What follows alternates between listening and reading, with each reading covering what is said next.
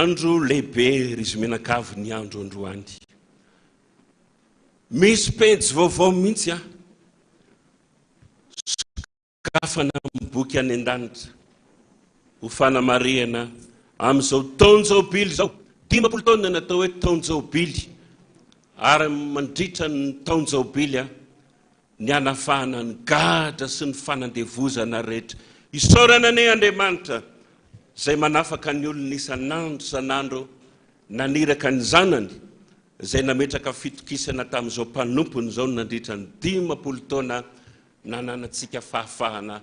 nampihavanana antsika indray tamin'Andriamanitra rainy. Isaotra an'Andriamanitra tsika satria izy no niaviany zavatra rehetra zao rehetra zao, izy no miazo azy, izy koa no antony izy ane no memboninahitra andeha ny voninahitra ny tompo isika. Voninahitra ny ho an'Andriamanitra ny amin'ny avo indrindra. Alleluia. Masina, masina, masina Jehova tompony maro, enika ny voninahiny ny tany rehetra. Amen. De miarapatsika rehetra riavana nahatratran'izao fotoana lehibe taon'izao bily zao ny fahasoavan'i Jesosy Tompo, ny fitiavan'Andriamanitra rainy, ny famangen'ny fanahy masina ny mbola ho ampitombona ho amintsika mandrakariva ka ho mandrakizay. Andeha rahantsika mamaky ny Salamo 7:20. Ny Salamo 7:20.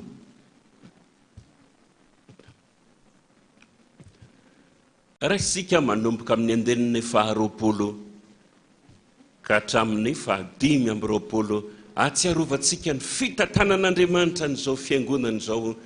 tamin'ny alalana ny sorany mpanompony, izy no memboninahitra. Miara-mamaky ny teny voasoratra isika amin'ny anaran'i Jesosy Tompo manao ny hoe: efa nahita ny Davida mpanompoko aho, ny diloiloko masina no nanosorako azy, izy no omban'ny tanako, eny ny sandriko no ampahery azy, tsy amitaka azy ny fahavalo ary tsy ampahory azy ny ratsy fanahy, fa andripaka ny fahavalony eo anoloan'ny tavany aho, sady amely izay mankahala azy. Ny fahamarinako sy ny famindram-poko omba azy, ary ny anarako no isandratany tandrony, dia ampitoetra ny tanany eo amin'ny ranomasina aho, ary ny tany anakavanana amin'ny ony. Amen. Isaorana ny Andriamanitsika fa fitahiam-be nomeno antsika atreo mboka ka mandrakantitra isika enika ny sololanitra. FFBM 7:2 iraitsika mafy zany alaon'ny tompontsika no asandatra amin'izany rehetra zany.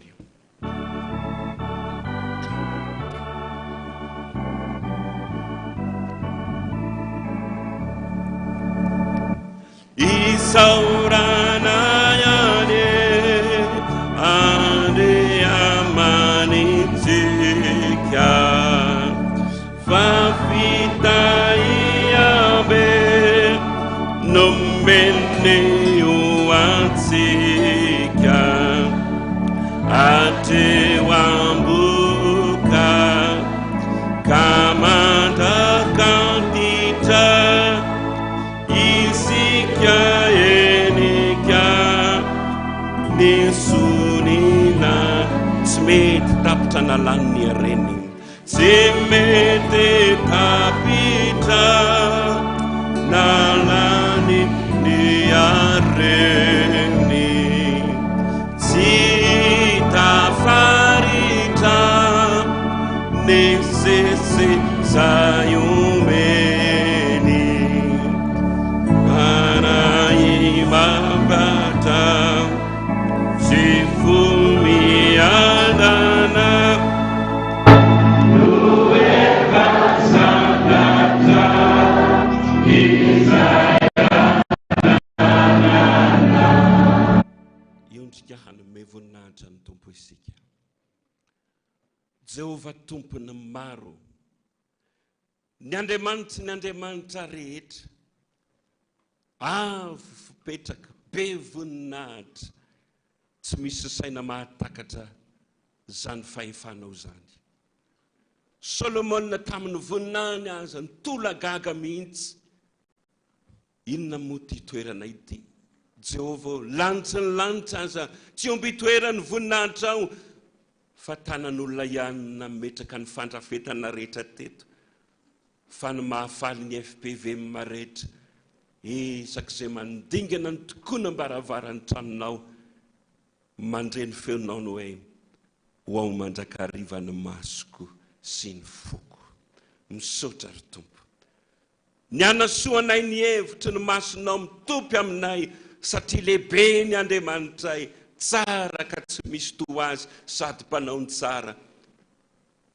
efa nasoavinao ty fiangonana ity ny zanaka miely rehetra hatrany amin'ny farany tany amin'izao taon'izao bily namafaza ny mpanomponao dia ny ray aman-dreny lehibe Dada Randrianatoandro mivady niaritra zavatra maro nefa niteraka fahasoavana be dehibe tsy ho an'ny FPV mahany ho an'ny firenena rehetra hatrany amin'ny farany tany aza tsaronay manokana ianao ry tompo satria ianao no anton'izao rehetrarehetra zao faly zay manana anao faly koa zay manana azy ary raha manatanteraka an'izao fanompony zao ny fiangonanao mba hankasitrao ry tompo marina fa tsy mitovy amin'ny fomba nareo any an-danitra ny fomba nay ety ambany masoandro segodra vitsy ihany mba hahafahanay iraisana amin'izany tsy mbola mahazo mahita zay tena endrika ao zay maty zay mahita anao mivantana ho ny soratra masina fa efa nahitanao zay satria efa nahitan'i Jesosy sy ny asany rehetra raiso ry tompo zao fanatitra vokatry ny molotro zao etan'ny fony rehetra manao ny hoe masina masina masina Jehova tompony maro endrika ny voninahina ny tany rehetra amen mazoto toerana ianareo rehetra tompo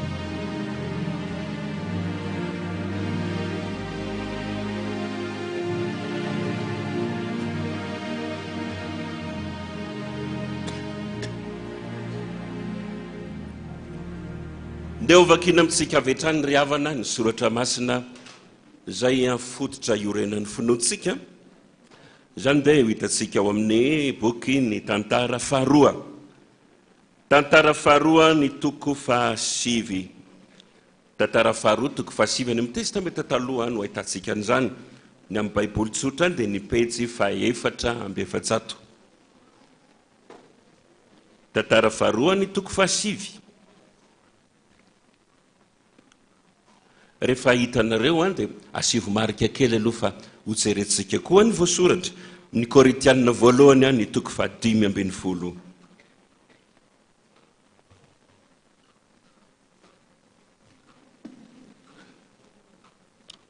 Korintianina voalohany ny toko fahadimy ambin'ny folo ka ny voatonona farany aloha no vakitsika manomboka amin'ny andeliny voalohany ka hatramin'ny fahafolo ny Korintianina voalohany toko fahadimy ambin'ny folo amin'ny anaran'i Jesosy ilay tenin'Andriamanitra velona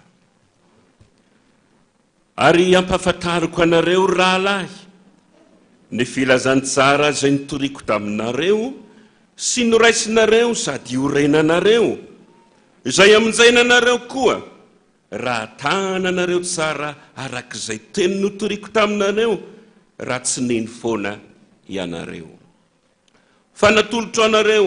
ho isan'ny zavatra voalohany indrindra ilay noraisiko dia zao Kristy maty noho ny fahotantsika araka ny soratra masina dia nalevina ary natsangana tamin'ny andro fahatelo araka ny soratra masina ary niseho tamin'ny Kefasy izy dia tamin'ny 12 koa rehefa afaka izany dia niseho tamin'ny rahalahy tsy omby 500 izy ny akamaroan'ireny dia mbola velona mandraka ankehitriny fa ny sasany efa nodomandry rehefa afaka izany dia niseho tamin'ny Jakoby izy dia tamin'ny apôstôly rehetra ary faran'izy rehetra izao zay tsy tonga volana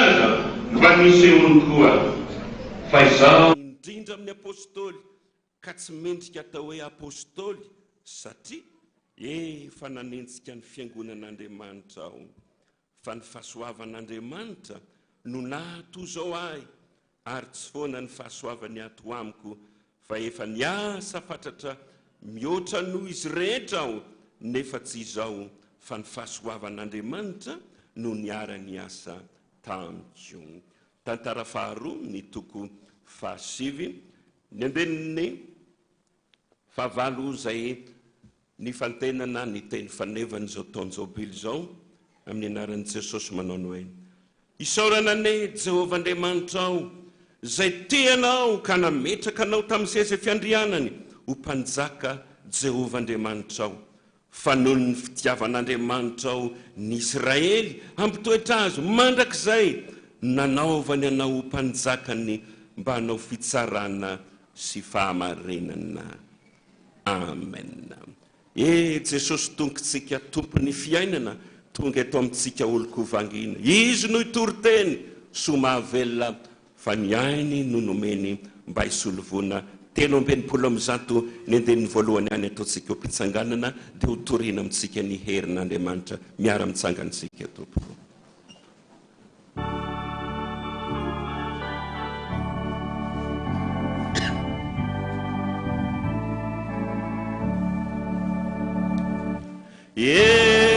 Jesosy tokitsika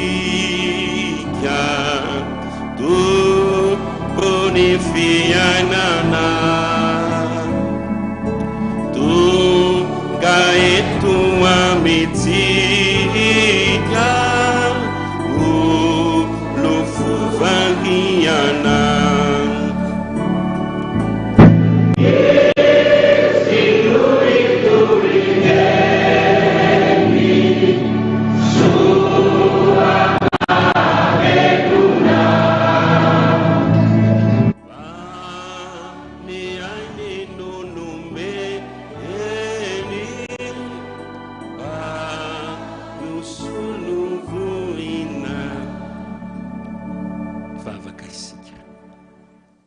Tongava eto anilan'ny mpanomponao Jesosy, apetra ho ambavany teny, tongava eny anilan'ny olona rehetra, dia tendreo fotsiny fony sokafany fanahany hamangy azo matsenao fa ianao no itory-teny. Amin'ny anaranao ry Tompo, ambony ny anarana rehetra no angatana izany. Amen. Mahazo toerana ianareo rehetra Tompoko.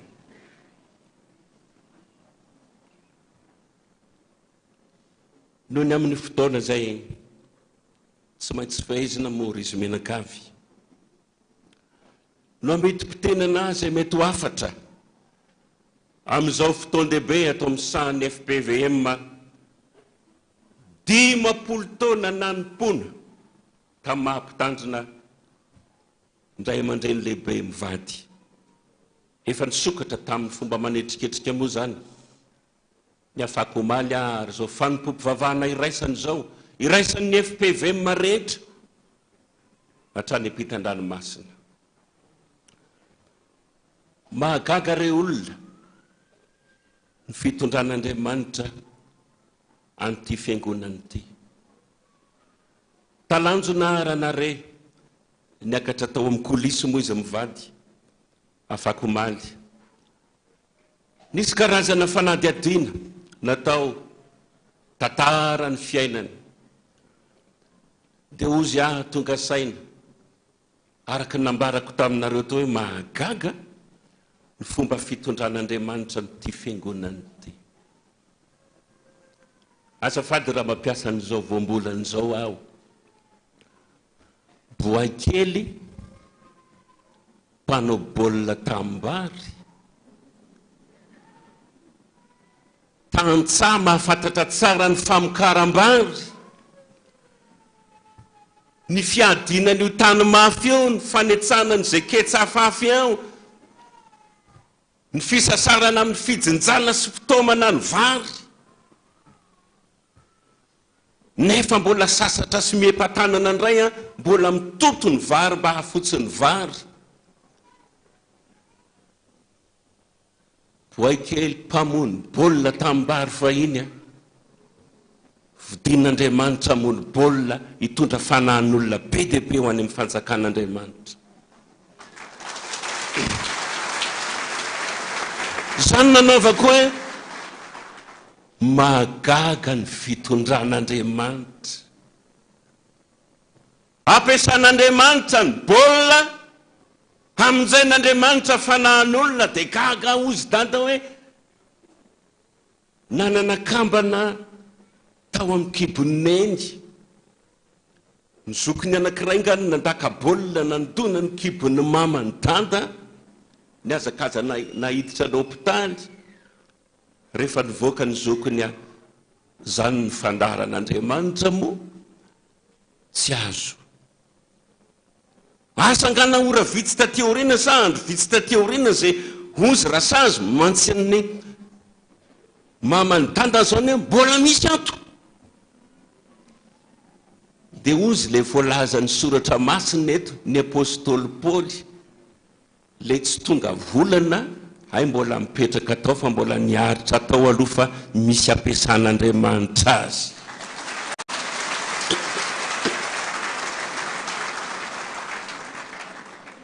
Marina loatra zany.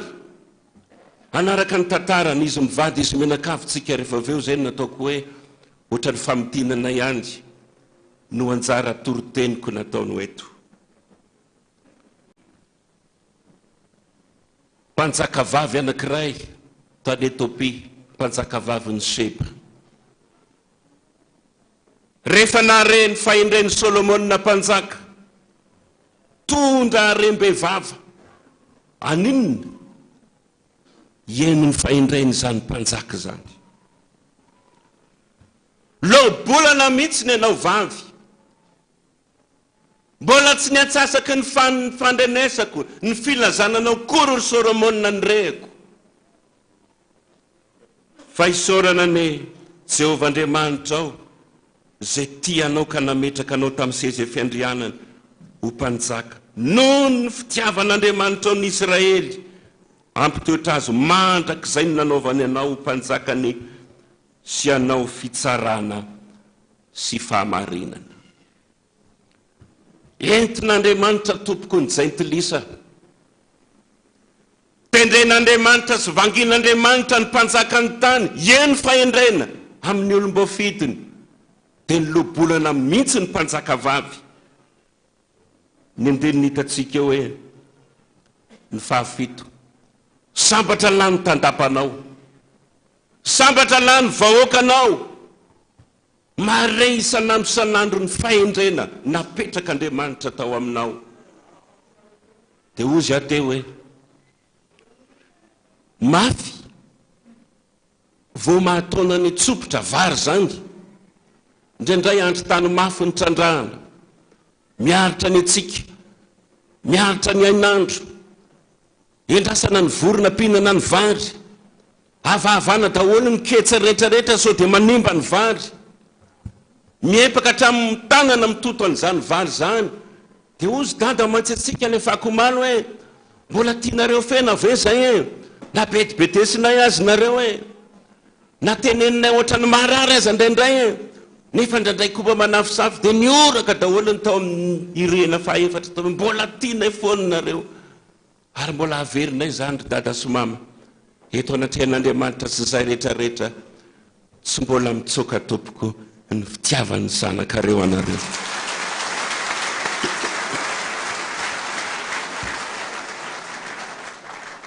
Zany nahatonga ny apôstôly Paoly resy lahatra, jerevo tompoko ny tantara, lasa tsy mba fanadino, na niantsony 12 laza nge Jesosy, le tsy tonga volana ny etsona farany indrindra, fa jerevo, fa niasa soratra, nitsindry mandrin'Andriamanitra ny menany zany apôstôly zany nibetsaka indrindra, voarakitra ho tondro zotra zay zorany meno mba araka teny androany. Asa moa 2 taona va sa 3 taona lasa afatry ny tompo tamin'ny FPVM nampitondraina ny ray aman-dreny lehibe. Menoan'Andriamanitra dia makatoavany mpanompony dia ho ambinina ianareo ry fiangonana. Zany ny sekrean'ny fanambinana tompoko zay azakazahantsika isan'andro isan'andro eona amin'Andriamanitra, ka nandraindray otrany mety marary tsy araka lotsika n'olombelona aza ny afatra zay apetraka ny tompontsika rehetra amin'izao ray aman-dreny zao raiso enoy fa mahasoa anao dia mba samy afaka hiteny koa tsika rehetrarehetra hoe tsy noho ny amiko fa noho ny amin'ny fahasoavan'Andriamanitra zay tsy foana to amiko fa miasa fatatrisana andro sanandro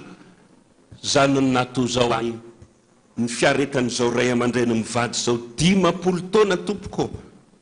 rehefa tonga nge ny 5 taona na ny 7 taona dia mandeha misotro ronono e fa tsy mbola nahita azy mivady ireo misotro ronono fa misotro mangita aza angamba ny tena izy fa isaoran'Andriamanitra miasa ao anatin'ny fiangonana FPVM ny fahasoavany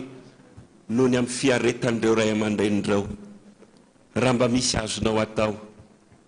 toanony ray aman-dreny ary mindrana ny tenin'ny sekretera jeneraly tsika omaly maranako azy alohan'ny ijerevantsika ny oronan-tsary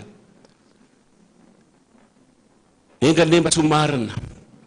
amin'izao fiangonana izao ny obolan-drazana ohatrany mampieritreritra hoe maty vao raha malala fa raha mbola velona ny ray aman-dreny lehibe tompoko asoavy mbe voninahitra zay tokony antsara tokony mety azy toany ray olona fa reo no atsika tsy manana fa tsy reo tsika dada sy mama misaotra makasitraka ho an'Andriamanitra ny voninahitra fa ny fahasoavana kosa mba ho antsika rehetra amen.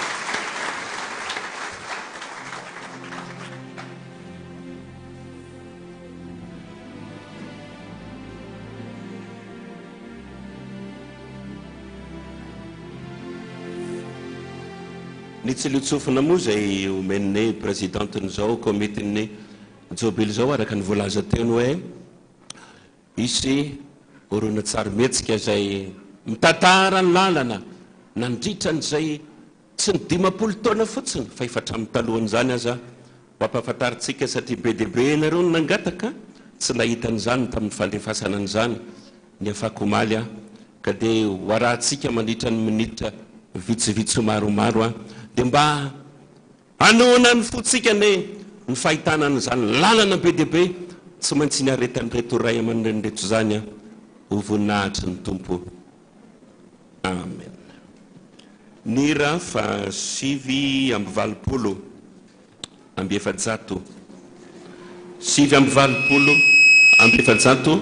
ataotsika zany iry zany mandra-pimakoman'ny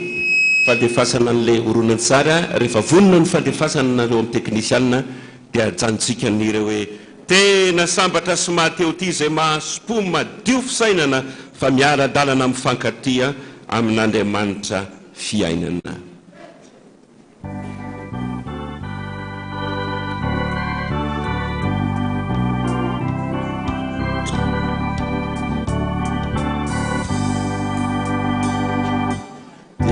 Sambatra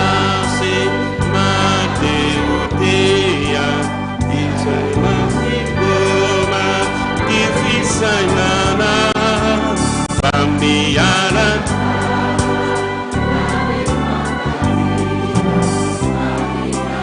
mani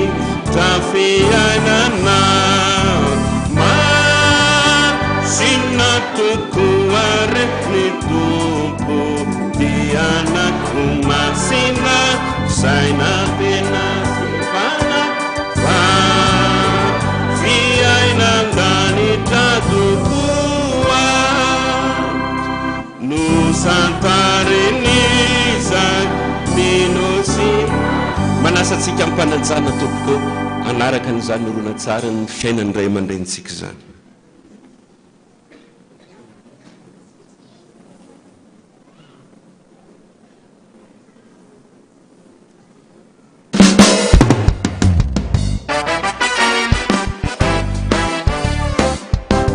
Dimapolo taona mafy fahoriana fanenjena zany ny aina nandritra ny 10 taona na amin'ny andro anao hatramin'ny vola 7 alina ndraindray amin'ny 7 amby 10 tsy maintsy mbola manao ny asan'Andriamanitra daholo mialina ianao a manontany an' Jesosy.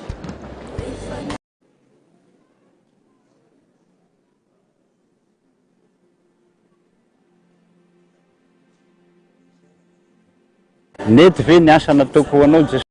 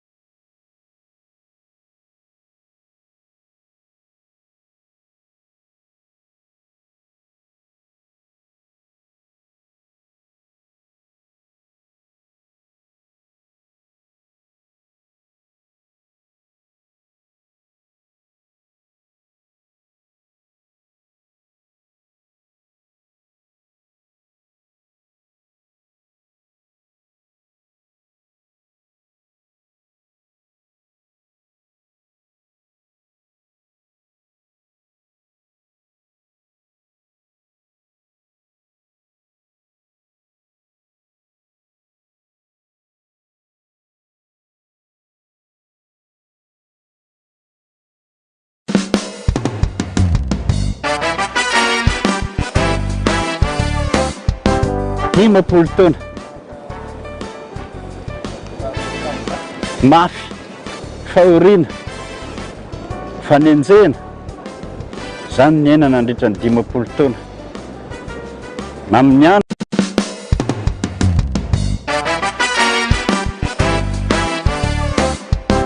dimapolo taona mafy fahoriana fanenjena zany ny aina nandritra ny 10 taona amin'ny andro anao hatramin'ny vola 7 alina ndraindray amin'ny 9 tsy maintsy mbola manao ny asan'Andriamanitra daholo. Mialina ianao a manontany an' Jesosy. Nety ve ny asa nataoko ho anao Jesosy androany? Sa mampalahelo anao? Raha mampalahelo azy a dia ahitsiny, teneniny, maimaika loatra ianao, ny asanao nijerenao a fa tsy ny asan'Andriamanitra. Amin'ny atoandro anao manao ny asa tsy mety mihitsy fa dia mila tsovanik'olona na hikôzatra mihitsy ary amin'ny fotoana sasany satria ny fotoana tsisy nanan-kanina, tsy ny hanina ny tsy misy fa ny fotoana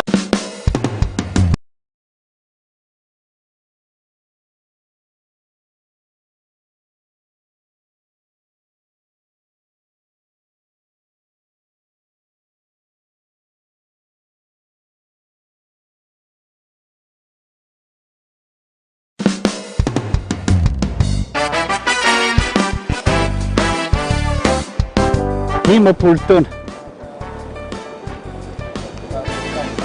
mafy fahoriana fanenjena zany ny aina nandritra ny 10 taona amin'ny andro anao hatramin'ny vola 7 alina ndraindray amin'ny 9 tsy maintsy mbola manao ny asan'Andriamanitra daholo. Mialina ianao a manontany an' Jesosy. Nety ve ny asa nataoko ho anao Jesosy androany? Sa mampalahelo anao? Raha mampalahelo azy a dia ahitsiny, teneniny, maimaika loatra ianao, ny asanao nijerenao a fa tsy ny asan'Andriamanitra. Amin'ny atoandro anao manao ny asa tsy mety mihitsy fa dia mila tsovanik'olona na hikôzatra mihitsy ary amin'ny fotoana sasany satria ny fotoana tsisy nanan-kanina, tsy ny hanina ny tsy misy fa ny fotoana hinanana azy mihitsy ny tsy misy fa voakitaba foana na mpihinan-kanina na amin'ny telefona. Zay ny amin'ny fianakaviana indray a dia azo lazaina hoe dia tena fona amin'Andriamanitra fa dia tena adino manao ny asanao Andriamanitra ka dia reo daholo vady aman-janako fa za manao ny asanao a mba jereo koa vady aman-janako. zany sisan'ny fiainana. Fa mba eritrereto zany 10 taona zany ianao a tsy mba nanaraka ny fomba ny fanaon'ny tanora, zay nafinaritra ny tanora, zay tena mahatanora ny tanora e. Fa dia ao ohatrany ao an-tranomaizina mioboka. Andriamanitra sisa no mibaiko dia adino daholo na ny fahazazana, na ny fahatanorana, na ny asa tokony atao amin'ny manofaranofo dia adino daholo zany. Fa dia napetraka amin'Andriamanitra le tompon'ny asa. Nefa mbola tsy nahafoy izy tamin'izany, na ankaratsiana, na ankafaliana. Fa zay ny azo lazaina hoe ny fifaliako dia ny fahavitako ny asan'Andriamanitra. Sotra tompo. I dada Randrianatoandro Jen Joseph, renao teo ny namitinany ny 10 taona nampitandrina azy. Manasa anao zay anaraka an'ity oronan-tsara ity nentina nametinana n'izay 10 taona nolalovany dada Randrianatoandro Jen Joseph izay 77 ka hatramin'ny taona 22. Dia miarahabantsika rehetrarehetra amin'izao taon'izao bily lehibe tsy misy toa zao, ry havana malala rehetra manerana ny nosy sy manerana ny tany. Fifaliana lehibe ho anay a ny mamerina ny tantara rehetra nandritra n'izany 10 taona izany afitinina arak'izay azo atao. Tamin'ny 1960 aho a no natsoan'Andriamanitra da amin'ny alalan'ny nofiny nakany an-danitra niona tamin'i Jesosy, nahita ny lanitra sy ny paradisa tany, nahita ny afobe tany sy ny olona mijaly tany. Zay nataony hoe zao ny atsoko anao a dia nitory-teny ho an'ny tany sy ny firenena mba hisy famonjena anazy. Fa na iza mibebaka dia voavela ny elony. Fa na iza tsy mibebaka kosa dia alefaka ao anaty afobe tahaka an'izao dia naseho ny adaholy ireo olona mitomany ao anaty afobe ireo. Nampalahelo tokoa zany rehetrarehetrarehetra zany. Dia rehefa nilaza izy fa manaiky ve ianao hanao ny asa koa dia eny tompoko aho a nametra tanana tampoka izy a mitsodrano ahy izy a mba hanosa ny asa zany a eto amin'ity tany fandalovana ity. Vita zay rehetrarehetrarehetra zay a dia nasehony a dodododoly am'izay a ireo anjely maro be amina tapitra isa mandray anao any a amboninahitra manao porozenitra amin'ny sabatra sy ny miaramila amboninahitra miakanjo fotsy be dodododoly manana ny gradiny tsirairay avy a zay tena mahavariana ny abetsahany zany a miorakoraka manao salut koa manao porozenitra mandona an Jesosy. Dia ireo a no nolazainy hoe reo anjely be dehibe ireo a sy ireo miaramila be dehibe ireo a no nalefako anao aminao a hiaro anao a mandritra ny andro rehetra iainanao. Dia vita zay a dia ny taona 470 no nianatra aho a tany amin'ny fianarana teolojika tany Ambohipotsy. Fa zay fa saika tsy hanao pasteur mihitsiny satria dadanay sy mamanay a dia tena tsy nankasitraka mihitsiny ny anaovako pasteur. Fa zany pasteur zany izy a n'olona mahantra indrindra eto ambonin'ny tany zany, sady tsisy mpijery zany, tsisy mpiatra zany, tsisy mpiarakary zany fa mitovy amin'ny 4 fa dia ranomaso zany nandritra ny fotoana ny anarana. Dia 1970 ko volana jolay angamba izay raha tsy diso aho a dia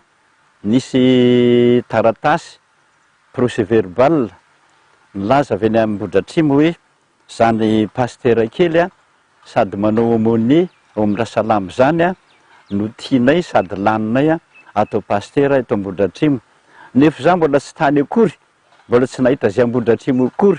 fa dia taratasy fotsiny hoe zany ny tianay, zany ny lanin'ny mpandrefana sany tompo. Dia voatery hanandeha hoe eny ara Jesosy a rehefa zay sitraponao a dia andeha indray a. Zay tokony tena netombona natongavana tany Ambohidratrimo. Dia efa teo zany a no nanomboka ny fiara-miasa satria zany izahay dia nitokopira ny fiangonana onjam-peo maro vatana izay miaraka tamin'ny Pasteur Randrianatoandro tamin'ny asa fampandrosoana ny tanora tamin'ny asa fampiroboroboana ny fiangonan'Andriamanitra anisan'ny fitaratra mazava be ho man'ny fiangonana Ambohidratrimo ny fivoarana aingana be tamin'ny fitondran'ny Pasteur Randrianatoandro. Dia tamin'izany fotoana izahay antoko-pira no niaraka taminy tany Andaingo nanatrika sy nanatotosa ny fanambadiany izay teto moa izy zany nakandefo mandry mpampianatra tao amin'ny école primaire publique. Mahafinaritra tamin'izany satria tsisy avakavaka, tsisy natao akilabao fa de ny fiangonana mihitsy zany miara-nanotrona nakany Andaingo, chorale ray manontolo tonga tany de mahafinaritra saotra ny tompo fa vita tampitiavana tokoa ny fanambadian'izy mivady. Veriko fa miaraka amin'ny olona tsara fanahy fotsiny zany hoe vadina mpitandrina. Hay le fiarahamonina le kristiana manodidina araky ny voateniko teo tsy vitan'izay hoe mitsaranao na fitafinao na fihetsikao na fiteninao fa na ny asa manandraikitra koa ary dia mitaky fitandremana eo amin'ny serasera teo amin'ny mpiara-mivavaka, fitandremana teo amin'ny fanompona satria tao amin'ny efitrikaema ny vadina mpitandrina tonga dia nomeny efitrikaema ndraikitra présidente tsy maintsy présidente d'honneur ny Dorcas de vao miteny hoe Dorcas de olona efa lehibe de namola vola toe-tsaina vaovao tsy maintsy matotra be kokoa miaraka amin'ny efa reny. Ary ny fotoana ny alana tany Ambohidratrimo indray dia efa taona monja zany tany 1974 volana juillet aho de efa niala tany. Ny antony de zao nasehon'Andriamanitra nofy tsika manko hoe mbola mitely amin'ny nofy foana Andriamanitra zany ma FPVM ny FPVM nahita aho cadre ngeza be volomparasy be grenany tena marina feny kitana tsy tahisa de misy masoandro de misy volana de eo ambany indrindra misy sarina sabatra anankiroa izay famatitra tahaka zao, tsy mifamatitra fa miona tahaka an'izao, sabatra volamena faran'izay ngeza faran'izay maranitra ary eo amin'ny faratampony zany cadre zany misy satro-voninahitra faran'izay tsara tarehy indrindra volamena ary ary amin'ny farany ambany misy soratra hoe dynastie. Ny atao hoe dynastie raha mijery dictionnaire ianareo de fifantombiasa pahefana ataon'ny mpanjaka. Misy mpanjaka io zany de maty le mpanjaka de misy olo mpanjaka de isy olon'io no natao inona atao hoe dynastie. Zay namperitreritra mafy de mafy hoe inona anao ve asa-panjakana, anao asa ve politika, zay tsy fantatro mandraky tiany androany fa dynastie zay no naseho any teo. Fa zao lahady farany zao ozy izy mba hiantsonanao fa tsisy olo tsy mahita olona mihitsy hitory-teny any de iny any nandeha tany vo nitory-teny tompoko io alahady io taon-dravoango fivavahana de niorakoraka be ny vahoaka tao am-piangonana sy ny fandrenesana antsony hoe inona anay 400 ny kandidata ao, pasteur kandidata eo 400. Tozay sy tozay no lalana nolalovan'ny dada Randrianatoandro Jen Joseph tany amin'ny FJKM Ambohidratrimo Marovatana zay fiangonana nanomboan'ny asa fanompoana voalohany indrindra. Nanaona kosa dada ny fandraisan'ny FJKM Andravoango fivavahana anao rehefa tonga tao ianao. Ny nandraisan'ny fiangonana ny dada aloha de orakoraka be korakoraka be mihitsiny zany ary inona ozy ozy ny tena mpaprogramanao ozy ny fanontaniana napetraky ny dekonina tamin'izany fotoana zany de ny programako de zao ampandrosin'ny tanora zay ihany ny dada de norakoraka daholo ny olona rehetrarehetrarehetrarehetrarehetrarehetra azadino aloha fa mahatonga alany taondra voan-kivavahana de zao ihany tsy mila pastera fifoazana eto tsy mila pastera fifoazana fa raha vo fifoazana ianao de zéro ka za tam'izany mbola 1974 volana zia tena mbola tsy tia fifoazana satria zany nampianarana tany ampianarana tsy tia fifoazana zany manimba fiangonana ny fifoazana zany ny fianarana nataonay le keko sa zany mihitsy ny tena toepoko tsy tian'izany zay ny nalany atao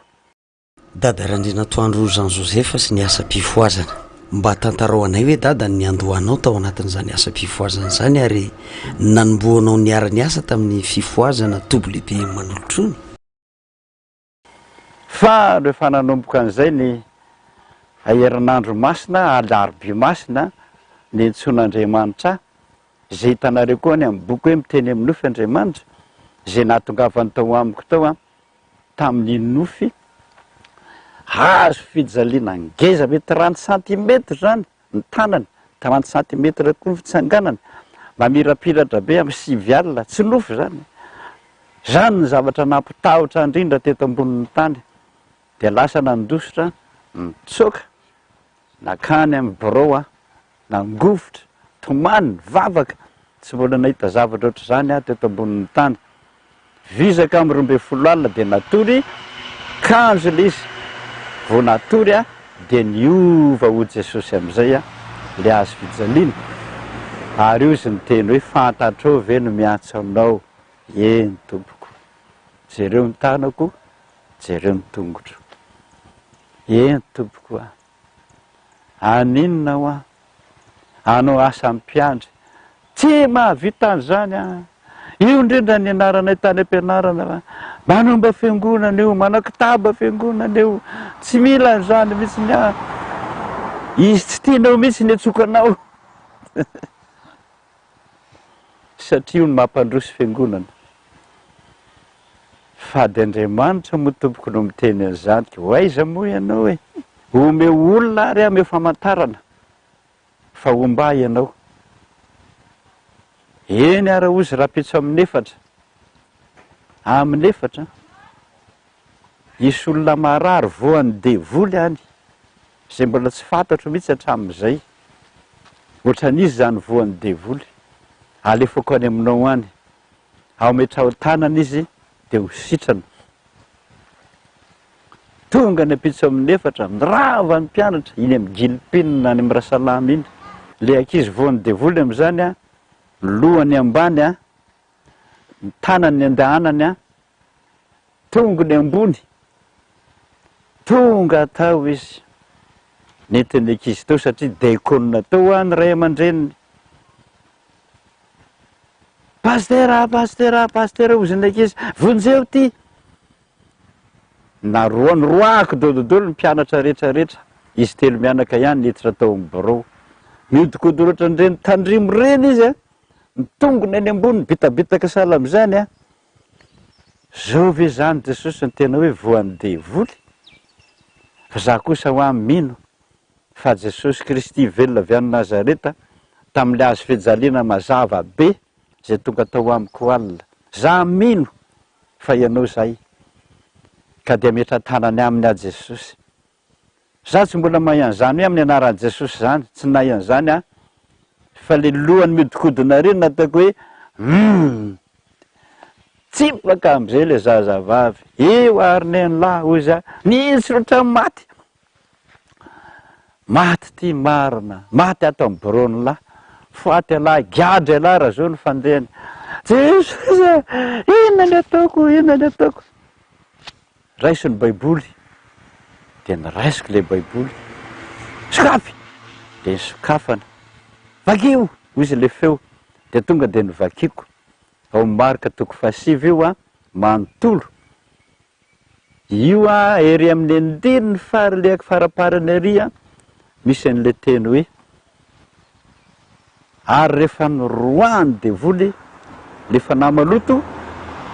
de niinjitra tahaka ny maty a raha zazavavy de zay hoe ay ve zany ty tahaka ny maty fa tsy maty de inona ny nataonao de niraisin'i Jesosy ny tanany a de arisaina raha zazavavy zao zany ny ataony lahy raiso ny tanany io miditsy rabe oatra ny maty io raiso wow misy santala mama boridana be a de tana ho anareo telo mianaka makasy anefitratsy tana misolo akanjo zananao zany no foko de ho Jesosy hoe ny alina tonga amin'ny nofy tsika manko mbola miteny amin'ny nofy foana Andriamanitra ahoana ozy anao satsy anao toy za hoe anao aho a fa zaho a mbola mila zavatra be de be za tam'izany masika fiteny mihitsy voavy nianatra moa masika fiteny mihitsy tam'izany ary nasika fiteny tamin'i Jesosy zany nampianarako anao momba ny nofo izy fa raha vao miteny amiko momba ny nofo ianao a de misy mivoaka avy eo anatin'ny lohako manao hoe zao zay zao zay zao zay zao zay ay veo a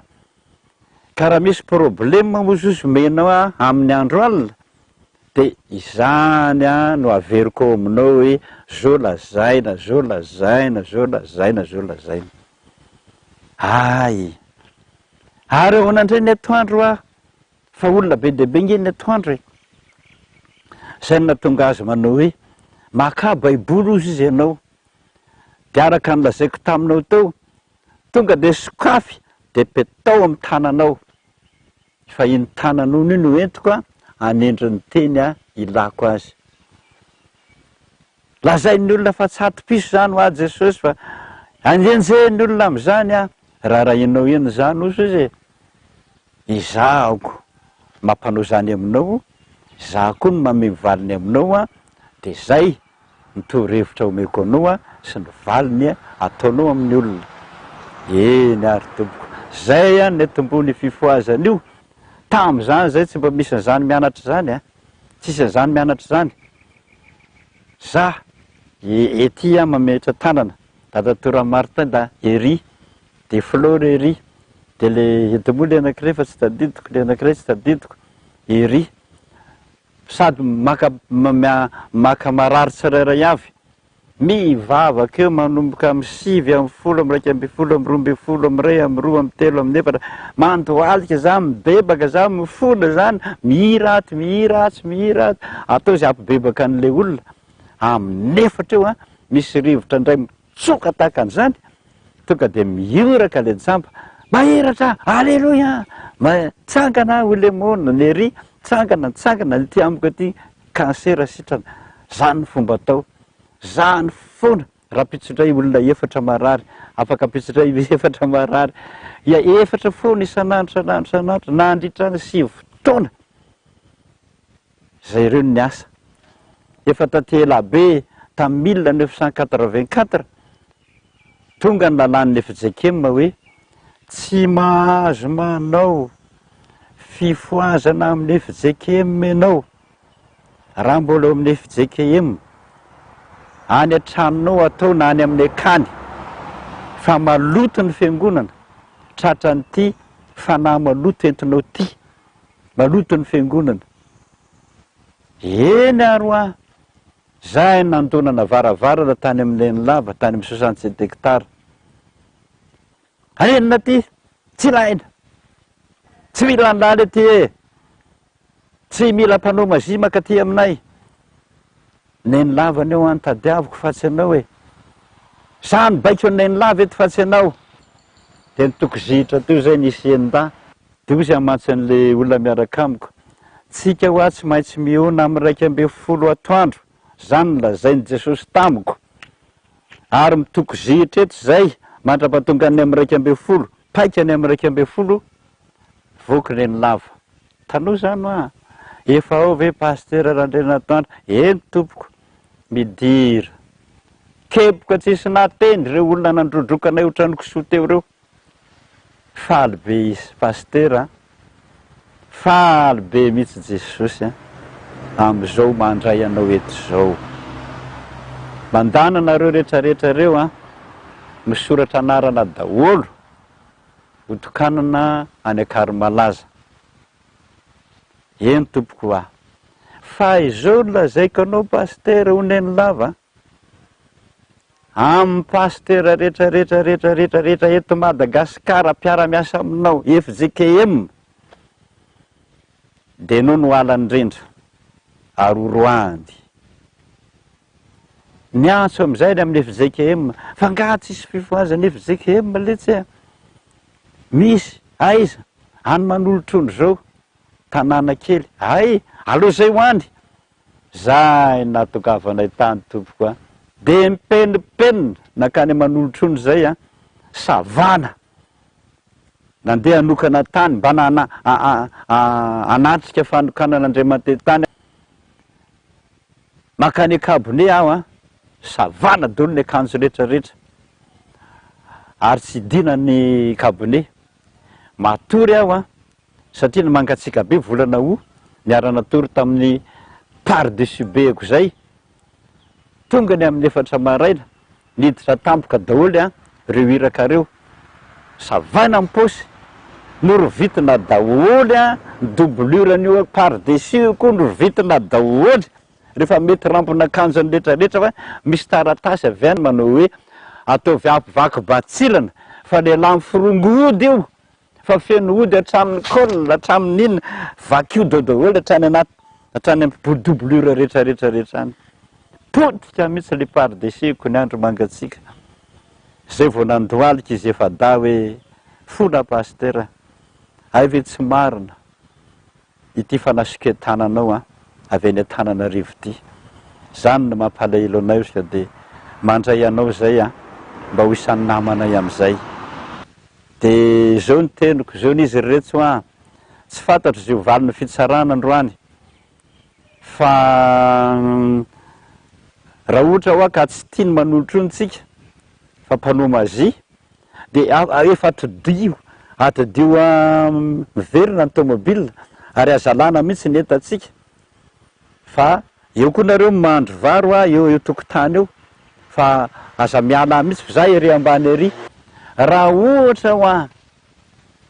ka dorako ka miakatra ny setroka de nekenitsika zay de avereno ny entatsika any trano fa raha tsisy setroka mivoaka ianao a fa hitanareo miazakazaka amin'iny lalan'inona mamonjy anareo de fa raiso ary ananinareo fa oditsika tsy mila tsika Ankarinarivo manolotrony nanomboka tamin'ny 5 zany fotoam-pivavahana zany fitsarana ny dada fotsiny tsisy afa-tsy dada mpanao maziony ianao porofoy fa tsy zany de ianao ony mpijangajanga be porofoy ianao ony pisoloko volan'olona ianao ony manova ny taratasy rehetrarehetra io manjary vola na ny vola manjary taratasy tsy tatsony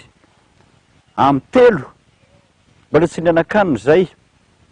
niditsy mpaparaboty jaune tezitra be avy any atramo zao amin'ny 3 zao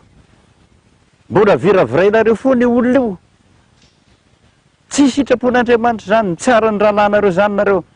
tanamoty Pasteur tsy maintsy mpiandry ianao ary anao misy a lotokanana iraka voalohany indrindra avy any Antananarivo tampina teo ny domy zay isakafo a za nitady ahatra maina am'izay odorana zay ampiretina tsy mety mirehitra zay taratasy tany amiko ro nidorana zay vao nirehitra vao niakatra le afo miteka sy nandia am'izay ery ambony be ery amin'ny famolona miteka sy nandia daholy andravoangy fivavahana tam'izany netona am'izay nientana atory zany ny fahoriana tompoko a ny terrain zany fifoazana zany a tao andravoangy fivavahana tsy takona fenina fa de ny roa fatratra ny fiangonana FJKM mandravoanky fivavahana tao anatin'ny fotoana ny tandremanao. Nanomboka amin'izay ny fanenjehana, ny fanaratsiana samihafa ary ny afara tamin'ny fandroana mihitsy moa zany tamin'ny taona 2012. Inona marina ary ny zavatra tena nitranga tamin'izany fotoana izany? Fialakeam-pitantanana ny fiangonana atao FJKM nitondra taratasy. Mpitandrina menada izy ny tonga tao nitondra n'ilay taratasy milaza ny tsy anekena intsony nitondran'ny mpitandrina Andrianatoandro Jen Joseph ho eo amin'ny toerany mampitandrina azy eo amin'ny FJKM mandravoanky fivavahana fa dia hosorona hiala tao izy.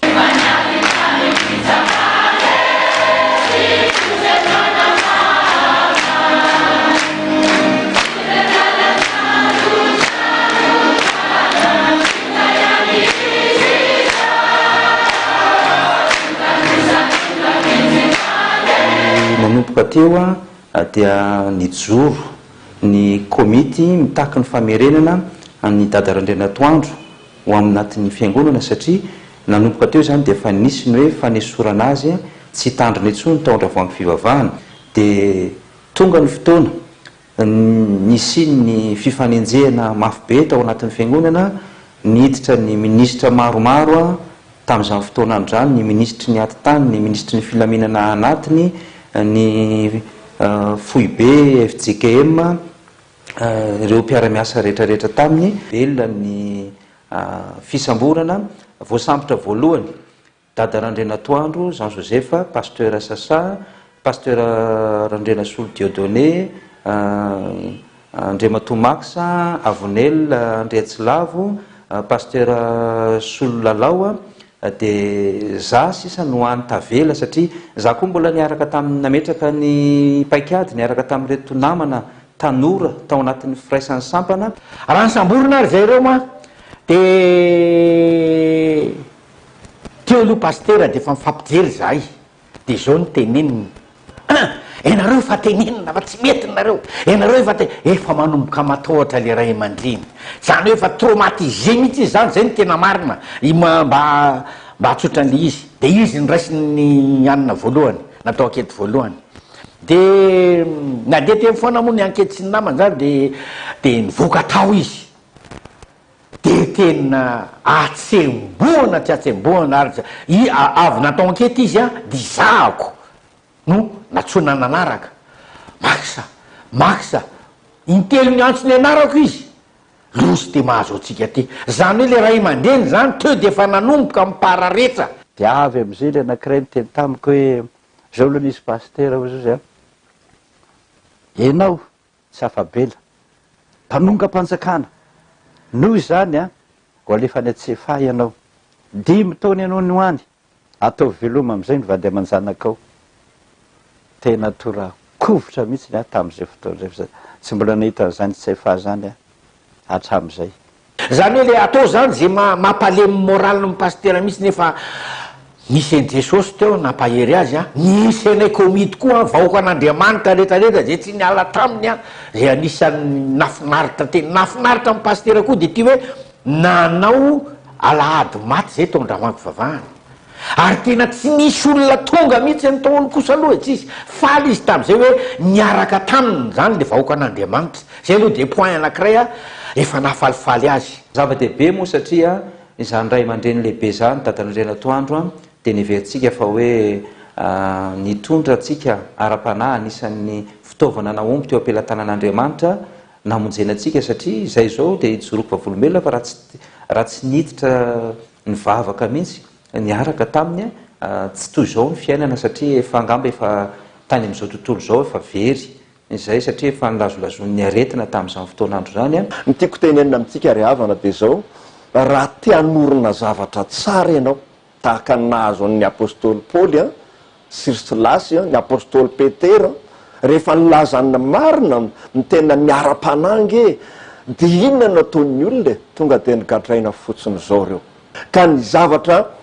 vokatry renyle fampigadrana ny dada Randrianatoandro sy zay endareny zany ry havana dia tsy natao fotsiny hoe gadraina fotsiny fa nataon'andriamanitra mihitsy hoe tsy maintsy atao an'izany ianareo dia rehefa natao an'izany zahay a dia lasa nalahelo daholo ny olona tao am-piangonana indy miditra nge fiangonana tao andravoanky tamin'izany fotoan'izany dia nalahelo tao daholo ny olona anakaka nohon'izay nifindra tao amin'ny taninanandrano dia lasa tany tao daholo ny olona hoe fa nahoana kosa ary reny olona reny nde gadraina za tsy teny mianary fa de efa misy moa tamin'izany misy radio nanitsikitsika mihitsy hoe fa inona ny antony anagadrana an'ireo olona ireny aminay moa zany de efa tsy gaga satria ary-tsoratra masina rehefa tena te hijoro amin'ny fanomponan'i Jesosy ianao dia tsy maintsy mitondra fahoriana. Taorinan'izay ady mahamainatrehany dia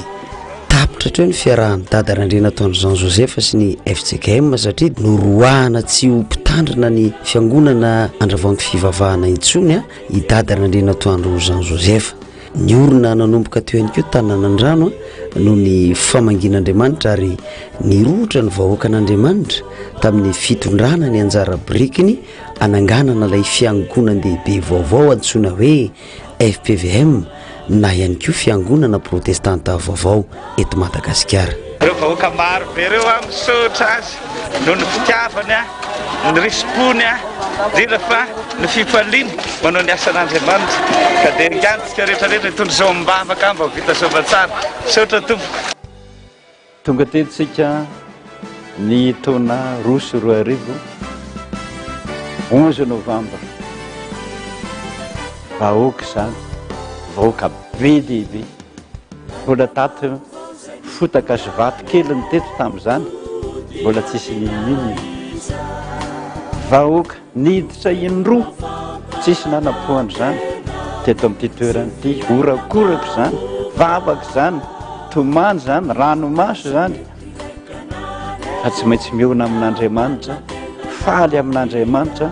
ravoravo amin'ny lalany itondran'Andriamanitra ny FPVM. Rehefa tonga teto dia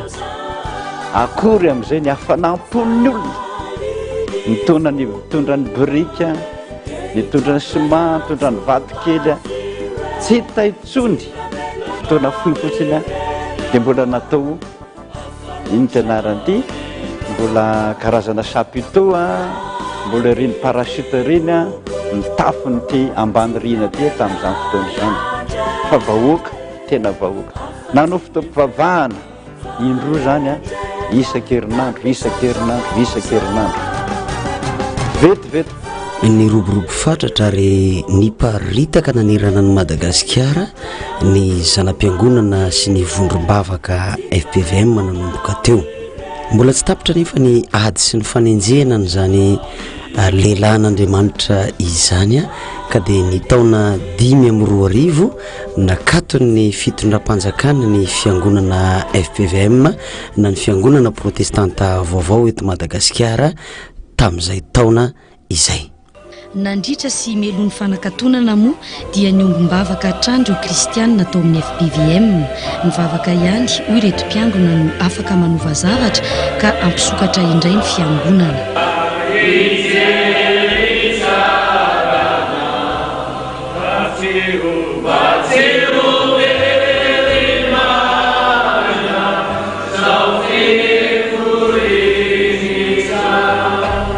Latsaka dimy zao tonga eto an-toerana ny hoisena ny vaditany nanakatona ny fiangonana nomena fotoana eo amin'ny adiny iray eo moa ny tompony andraikitra atao amin'ny fiangonana amoaka ny olona rehetrarehetra sy hanala ny entana rehetrarehetra azo asorina atao anatin'ny fiangonana.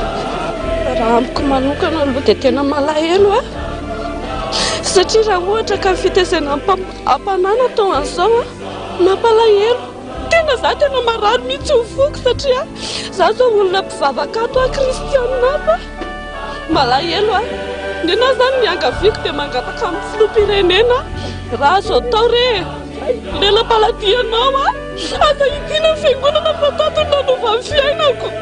Tamany teo tokotany ny vahoaka rehetra nasiana fitomboka vavahady fa mihidy taninanandrano ranomaso zany maro be ny tapaka lalan-draha maro be nitondra kilema natapaka lalan-draza mbola velona ary malo be ny tena nisotro le lekomaty mihitsiny mba hiaro ny voninahitra Andriamanitra ny tanina nandrano. Nampalahelo ny tena mampalahelo zany tantara zany tamin'izany fotoana zany. Mikatona zahay, mikatona. Nandritra ny efa taona zany nitady toerana eraky ny fokotany, eraky ny zo nasekoly na trampokon'olona na inona nandanan'ireo vahoaka avy oatra vitsika ireo iangona. Isaky ny fokotany dia efa nataon'i Jesosy moa zay manao hoe samy manao tranolay daholy. Io tranolay io kaika hiporitsaka isitrika aly atokantrano daholo ohatrany vitsika ny fiangonana rehetrarehetra vavaka andranomasa isa-tokantrana isaky ny fokotany. Tao anatin'izay 3 taona sy tapany katonan'ny fiangonana FPVM izay ihany koa no natapaka ny fiara-miasan'ireo iraka 5 sy ny toby lehibe manolotrony tamin'ny dada Randrianatoandro noho ny amin'ny tsy fanekena izy ireo ny fampianaran'ny dada. Tsy miova olo hoe ny fonon'olona any miofa sa tsy miova tsy miova ara lasan'olona ny tranontsika.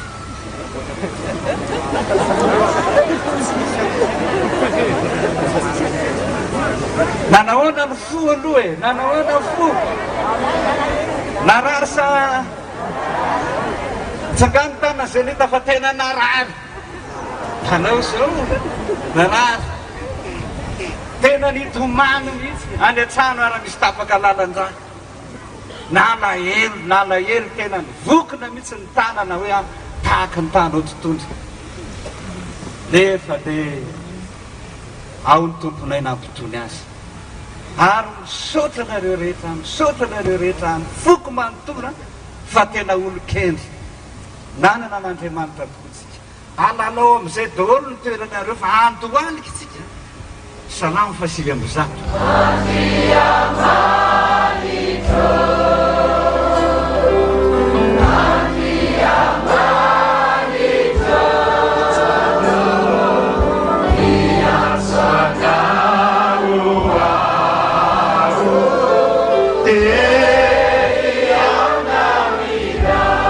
Fito aprily 7 no siniavin'ny ministra Masimana fa afaka miasa sy mitory ara-dalàna ny tenin'Andriamanitra eto amin'ny Repoblika Madagasikara indray ny fiangonana protestanta vaovao eto Madagasikara.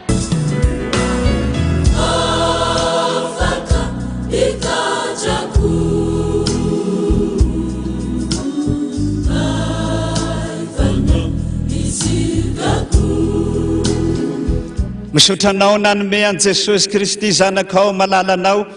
izay tonga isan'andro nanjoizoy teny amin'ny lalany tsarotra rehetra nalehanay. Niondrika izay tamin'izany, nijoy ny ranomaso tamin'izany, nivala ny fivavahana izy ireny, tonga ny fotoana fanafananay rehefa nitomany nandritra ny 3 taona sy tapany izahay. Tsy nahafoy anay ianao soko malala, tsy namelanay horery ianao tany amin'ny vondrom-bavaka rehetra nisy anay, fa isan'andro anao dia niteny nampahery anay. Aza matahotra zaho ihany mbola hamonjy anareo ary hanafaka anareo. Ela taminay voatonga izany fanafana izany, fa nampivavaka anay izany Jesosy, nampivavaka anay izany. Tonga ny fotoana ankehitriny alehoany voninahitra fa ny any oloko izay efa nivodiko tsy mba hariko ka naovinany tarainy izahay dia niteny mandrakariva taminay ianao hoe na mbola tsy mangataka akory azy ianareo efa fantatra ny rainao izay any an-danitra izay tokony ho anay. Tonga androan'ilay tokony ho anay falany fonay. Ny 3 Jona 7 azonao ny fanalahidon'ny fiangonana. Fotoam-bavaka voalohany no nataonareo tetsy tanana nandrano, nanamarika ny pasteur ny fahitananao faly sy ireo mpino marobe nameny fiangonana. Rakotra tanteraka ilay fiangonana efa zary nangina hatramin'izay. Nirotsaka ny ranomaso raha nanatrika ny alitara voalohany izay nisy ny fahagaganany seteto ianao pasteur. reto naniranareo tamin'ny fefiterana tokoa ndrarakopana ny vavaka ary tsy tana fa dia ranomaso no nanondrakareo rehetra ireo. Ety-pamaranana inona kosa dada ny afatra zay ho ampitainao amin'ny zanakao zay fa mielo-patrana manerana an'izao tontolo izao? Ny hitako zo raha mijery no avytsika satria tsy maintsy mijery no avy ihany, ny zavatra efa hita zao ny fananantsika radio tena namonjy fanan'olona maro, nampivavaka olona maro mihitsy nandritra ny confinement ny radio zay soratsika an'Andriamanitra fa na dia nioboka arytsika dia rehefa misokatra kely fotsiny dia vahoaka marobe daholo no mamonjy fiangonana, mamita fiangonana ary any ambanivohitra any ao anatin'ny confinement. Nafinaritra daholo zany ka ny fisian'ny radio aloha dia mbola ataontsika zay anatsarana azy faran'izay tsara indrindra mba azahoan'ny be sy ny maro na tambanivohitra na tantsaha na iza na mpianatra na inona maka toro lalana sy toro-hevitra indrindra fa ho an'ny fiangonana. Dia zay mbola ho ataontsika mirary soa ka mirary kosotsika mba ho tonga hatramin'ny farany izany targetra hitoriana ny filazantsara amin'ny alalan'ny aina aman-jery zany, ary ny televizion koa tsy ho ela dia efa ho tonga fa dia mivavaha mafy tsika rehetrarehetra mba ho tanteraka izany. Tombokoa ho voninahitran'Andriamanitra sotra to. Ny afatra dada farany amin'izany tantara lavabe dia lavabe zany nandritran'izany 10 taona zany dia zao ihany miteny amin'ny nofy Andriamanitra zany ma FPVM ny FPVM nanaovana niny boky hoe miteny amin'ny nofiny Andriamanitra. Ano ahitanao fa na inona nofinao dia saika ny akabiazan'izany dia afatra Andriamanitra daholo. Ny soratra masina mazava tsara ao amin'ny Joba 7:30 andininy 4:40 ka hatramin'ny 7:70 zay milaza lalak'izorana mazava tsara mihitsiny fa ny nofy sy ny tsindrimandry ihany ny fomba hitenenan'Andriamanitra amin'ny olombelona eto tany fa tsy tandreman'ny olona. Zavatra mampalahelo an'Andriamanitra mihitsy zany fomba tsika olombelona zany. Manoro lalana atsika izy fa tsy mety mandeha tsika, manoro hevitra atsika amin'ny nofy izy fa tsy mety mandray tsika. Sasany ravikazo nomeny, sasany vavaka no atao, sasany fibebahana mafy no atao dia sitrana dododola rehefa manaraka ny teniny itsika. Nitondrana ny TFPVM ty nanomboka hatramin'ny voalohany ka hatramin'ity mandraka ny androany dia nofy dododola nitondrany atsika amin'izany rehetrarehetra zany. Ka mirary soa antsika rehetrarehetrarehetra na roviana mbola hitenen'Andriamanitra anao amin'ny nofy aza ataonao tsinotsinony zany fa mahery Jehova any amin'izay tany rehetrarehetra misy azy, ary ho an'izay rehetra mino dia hainy mino ny zavatra rehetra, zany hoe hainy mino ny manaraka ny tenin'Andriamanitra, ny manaja ny tenin'Andriamanitra. Ary rehefa manaja ny tenin'Andriamanitra ianao angatao zay angatanao ninonina hoy ny tompo fa omeko anao zany. Sotra tompokoa dia tsodrano antsika rehetrarehetra FPVM natolotry doa data mba mahalevo malasana amin'izay ianao tia ny lalana ho Jehova, tsy mahita lalana afa-tsy zay ianao ity ny lalana izory zany andehano zany fa ino mahaso ny tany sy ny firenena ary ny fiangonana izay misy fifoazana ihany no vanina ary matanjaka ary amonjena anty Madagasikara ity. Voninahitra ao an'Andriamanitra amin'izany. Raiso ny tsodrano hitay anao ny Jehova ka hiaro anao, ampamirapiratra ny tavany aminao ny Jehova ka hamindra fo aminao naiza le anao rehefa PVM, anandratra ny tavany aminao ny Jehova, hamindra fo aminao foana izy na amin'ny andro na amin'ny alina, naiza le anao. Jesosy zokonao malalanao kosa hiteny aminao hoe hivavaka ho anao mba tsy ho levona ny finoanao rehefa PVM. misaotra tompo anao ny deranao ny asa anao ny voninahitra mandrakizay amena voninahitra ny man'andriamanitra rery ihany alleloia masina masina masina Jehovah tompony maro enitra voninahitra amin'ny tany rehetra amena tanteraka tokony izany amin'ny anarana ray isany zanaka ary fanahy masina amena misaotra tompo maheresaka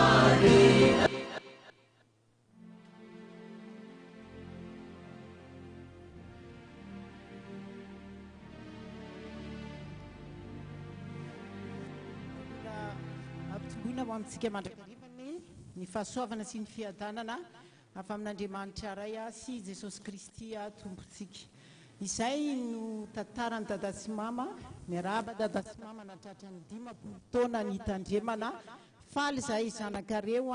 ary ampifaliana mandrakariva tehaka mafy be ho fiarabana fa tsy afaka ifandray tanana amin'ny dada sy mama daholo izay ataovy mafy ny tehaka ho fiarabana hoentsika ho an'ireto ray aman-drenitsika ireto.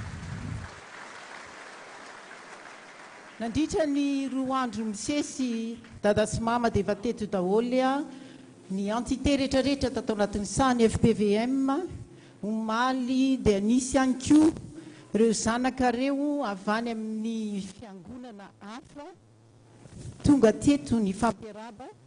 ary amin'izao fotoana izao dia misy ray aman-dreny lehibe koa izay vonona hiara-aba anareo tsy afaka ho tonga eto izy noho ny antony maro samihafa dia ho alefa amin'ny alalan'ny fahita lavitra ohatran'ny jerentsika teo ihany ny fiarabany fa rehefa avy eo kosa dia mbola isy ray aman-dreny isolo tena an'ireo zanakareo rehetra avy any ivelan'ny FPVM ho tonga amin'ny vantany eo. Ho rahantsika zany izao ny fiarabana ho tanterahany reto ray aman-dreny ireto ho alefantsika izany.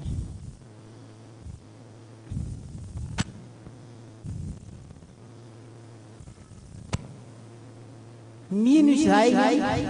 fa ny tantarany dada sy mama izay nalefa teo dia hipetraka mandrakariva ao am-pony rehetra. 10 taona nampitandrina dada miara-abanao izay. Miara-abanao izay zanakao rehetrarehetra natratra fa 10 taona anao jobily volamena izany. Faly izahay hitahanao mandrakariva ny Andriamanitra, ilay efa nitantana anao, ilay efa nanolotsaina anao, ilay miresaka aminao isan'andro isan'andro amin'ny alalan'ny nofy manolotsaina anao, maharitra mandrakariva tamin'ny fanompona miara-aba dada. Reharehan'i Jesosy ianao, reharehanay zanakay, voninahitra amin'izany dia ho an'Andriamanitra irehirehany. Faly izay manoloka anao ampitiavana. Saotra dada, makasitraka mama, saotra tompoko. Dia miarahaba anao dada Randrianatoandro ny amin'izao fa 10 taona nampitandrina anao izao, ary tsy dada rery moa no arabaina amin'izany fa dada sy mama. Tsy mifiangonana ihany koa niaraka tamin'izany rehetrarehetra izany everiko fa tsara mifampiarahaba amin'izany fa 10 taona izany. Faly miarahaba anao Pasteur Randrianatoandro Jen Joseph amin'izao fa 10 taona ny tandrema anao zao. Maka izay ihany ty le niaraka nitondra amin'ny fahoriana, le nampifalifaly anao koa indraindray rehefa nisy mahaory. Dia makahery anao dada, tsy diso lalana akory anao raha nitondra anay satria tsapanay ihany ny fisalasalanao tamin'ny fotoan'androny tena saika hijanona tanteraka fa mbola teo ny tolotsain'Andriamanitra tonga taminao hoe efa nisy fahitana nomeny anao resaka tamintsika taminao moa ny tompo dia io vo maro io daholo ny zavatra rehetra fa dia tena tonga amin'izay nanorano tompo aloha ny lalana izay nitondrananao ka na dia tao anatin'ny fahoriana ary sika fijaliana dia nijinja vokatra kosa sika nge taty aoriana zava-dehibe zany pasteur ary nirariana ianao ho anao sy ny ankonanao dia ny hoe engane mbo hifanantitra mandrakariva isika amin'ny asa fanompona ary zay mbola mangataka amin'i Jesosy hoe mbola iomenany maharitra be mihitsy zany ray aman-dreny zany satria na nivozanay aim-panahy zany nahitanay famonjeny zany tsy hoe ianao akory no namonjy anay fa fitaovana nampiasain'Andriamanitra ianao hamonjy anay. Afatra ho atsika pino ato anatin'ny fiangonana tsy diso lalantsika raha tonga amin'izao toerana misy atsika izao, fa tena lalan'Andriamanitra nitondrany atsika tokoa zao, ary lalana mitondra fiadanana fa tsy loza. Ny lalana nitondrany atsika dia ho any amin'ny tena famonjena tokoa ara-panahy, fa tsy niara-nofo akory izao famonjena izao, fa rehefa voavonjy ny fanahy ny nofo manaraka foana araka ny ten'Andriamanitra hoe mikatsaka ny zava-panahy aloha dia ny ambony sy ny sisa manaraka daholo zany. Ka dia mampahery atsika fiangonana mbola hitojo mandrakariva amin'ny fanomponan'Andriamanitra, hitazona ny finoana izay ananantsika, fa tsy diso lalantsika, fa matombola tafajanona toy izao matombola toy izao dia tena fitiavan'Andriamanitra zany. Dia misaotra atsika rehetra tompoka mirary sondrindra. Ho an'ny Pasteur Randrianatoandro, efa 50 taona ianao irak'Andriamanitra, mitory vaovao mahafaly, filazantsara amin'ny olona, sitrak'Andriamanitra izy zany, matoa fotoana lava be toy izao no mitory zany tenin'Andriamanitra izany. Ka dia hotahin'Andriamanitra anao satria fanomezana izany, fiantsoana masina izany. Tsy isika no tompony asa, iraka ihany isika. Na ianao pastera, na izao mompera, iraka.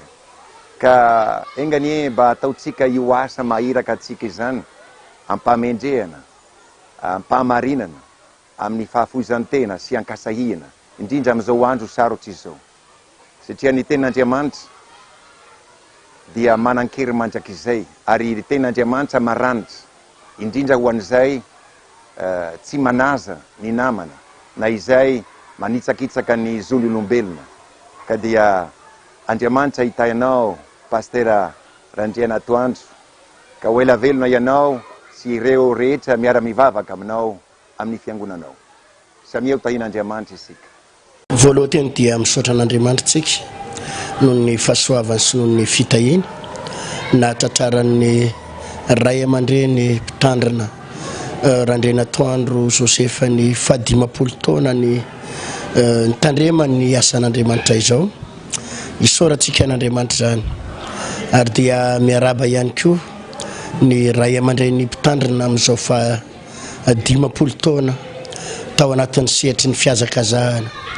amin'ny famonjena ny fanahin'olona amanarivony, amanaliny, amanetsiny, amanapitrisany no tonga tao amin'i Jesosy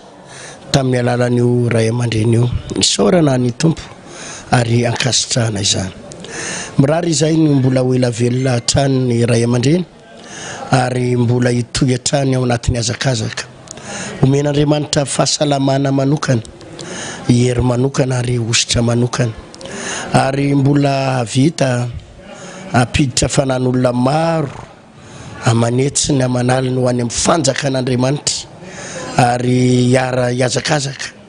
hatrany amin'ny sehatry ny fitoriana filazantsara. Mahomby aza pasteur, ary tena mahomby aza, mihoatra lavitra noho ny tahin'ny tompo anay ane, ary mihoatra lavitra noho ny ampiasan'ny tompo anay ny mbola ampiasan'ny tompo anao amin'ny andro rehetrarehetra, mbola tombonandro omen'ny tompo anao, ny vady amanjanakao sy ny ankonanao.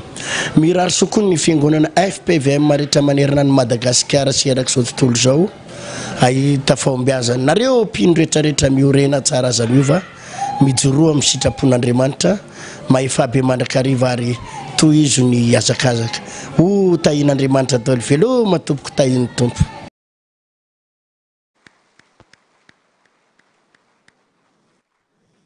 Misaotra ny tompontsika dia misaotra an'ireo mpanompon'Andriamanitra reo izay tonga nanaiky niara-aba andreto ray aman-drenitsika ireto. Ankehitrinytsika dia tonga amin'ny fotoana izany 50 taona izany jopilina moa volamena zany andeha ho mariantsika zany jobily volamena izany ao anatin'ny mofo mamy kely entina namariana an'izany jobily volamena fa 50 taona nitandreman'ny dada sy mama izany ao anatin'izany no itehaksika dia ataotsika ny hira hoe happy birthday dia aorianan'izay amin'ny teny gasy, amin'ny teny anglais, amin'ny teny nafon'olona izy ry dada. Alefantsika mitsangana daholo tsika dia mitehaka joyeux anniversaire.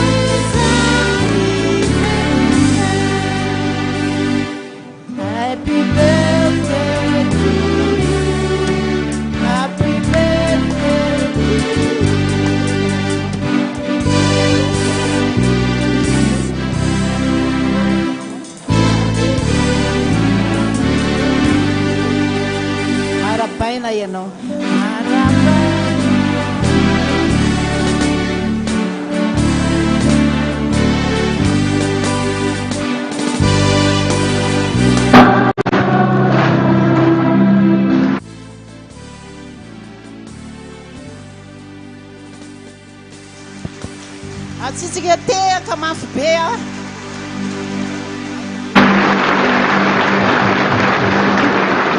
Rametsika tadasimama ny micro anapana an'izao gâteau izao a dia teny tadasimama.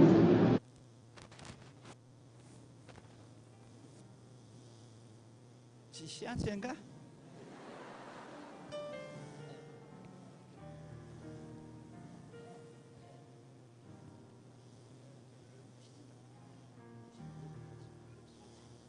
Amin'ny anaran'i Jesosy Kristy tompon'ny fiangonana sady lohan'ny fiangonana rehefa tsy maty ohatr'izay ny FPVM tsy maty tony.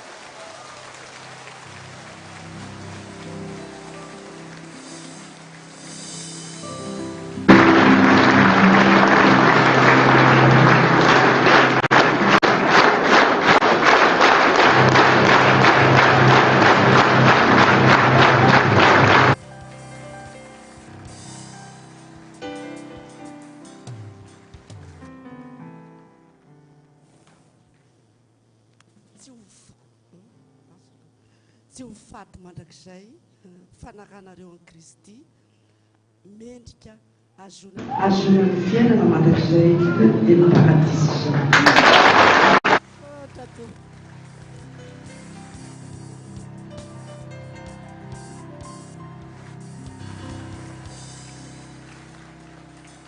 eo ampiverenany tadasimama mitoerany a fararaha fitazana ny andiny voalohany ihany a dia avoaka ny gâteau dia mitoy a ny fotoam-pivavahana tompoko.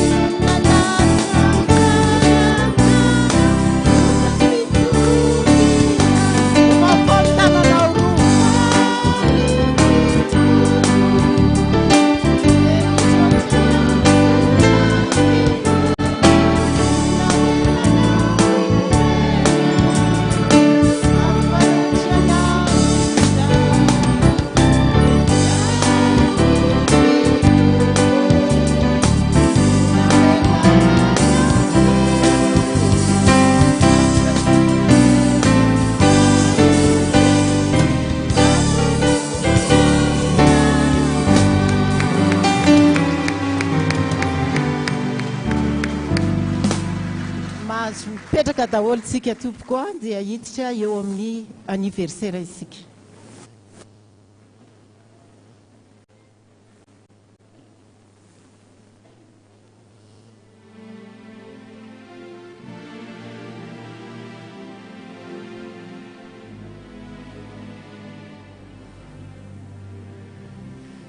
Mbola ho ampitomboina amintsika mandrakarivana ery havana ny fahasoavana sy ny fiadanana avy amin'Andriamanitra Rais Jesosy Kristy tompo. Mialohan'ny irosona amin'ny anniversaire dia antsona aloha tompon'ny reto tomobile ireto satria dia tongeto foana le taratasy kely. Fiara 2992 TAD ny anankiray ary ny anankiray 4903 TU mba angatahana zany mba ho akisaka hono reo tomobile reo famibahana. Misaotra an'Andriamanitra isika ry havana satria mbola afaka nankalaza na ame voninahitra azy no ny asa magaga tamin'ireto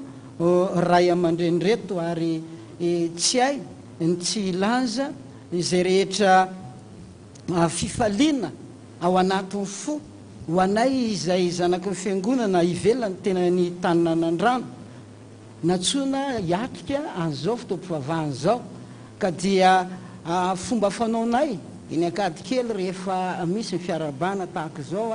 dia teny tsotra ihany mba averiko ety hotahinany ianao hotahinany ianao hotahinany ianao amin'ny androm-piainanao rehetra ry dada sy mama dia ny tenin'andriamanitra zay ampombaina izany a teny firaritso zany dia ao amin'ny salamo faraiky amby sivifolo salamo faraiky amby sivifolo andiny fa efatra ambifolo sy fahadimy ambifolo ary ny fahenina ambifolo mivaky toy izao amin'ny anaran'i Jesosy hoe satria zany niraiketan'ny fitiavany dia amonjy azy aho anandratra azy ho any amin'ny avo aho satria mahalala ny anarako izy iantso ahy izy dia amaly azy aho eo aminy aho raha ory izy amonjy sy anome voninahitra azy aho hovokisako fahaela velona izy ary asehako azy ny famonjeko amena efa tanteraka taminao zany ary mino zay a fa mbola ho tanterahana Andriamanitra aminao a satria tsy miova ny Andriamanitra izay a momba antsika momba anareo mianakavy.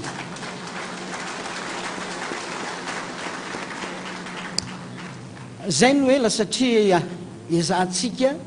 ny anaja ny fotoana idiran'ny fidirana faharoa amin'ny folo ka dia hovakina misesy ireto tsingery taona na tsingery pasoavana avy amin'ireo raha lasy anabavy rehetra tato anatin'ny fiangonana. Andriamatosy raha matoisany raha olovololona efasoa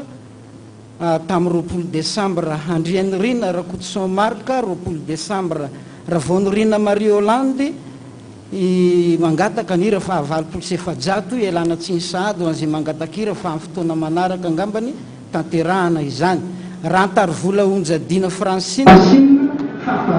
Desambra andriana ndimsoa vanirina faefatra ambin'ny folo volana Desambra raha solofiny rina nansia fa 30 volana Novambra raha fanomezantsoa antsazo miora mangataka ny hira raiky amby 37 tamin'ny fahasivy ambin'ny folo volana Desambra andrianary velo mamin'ny aina fa 20 volana Desambra feno 20 taona raha andrianary soa ny aiko 20 volana Desambra mangataka hira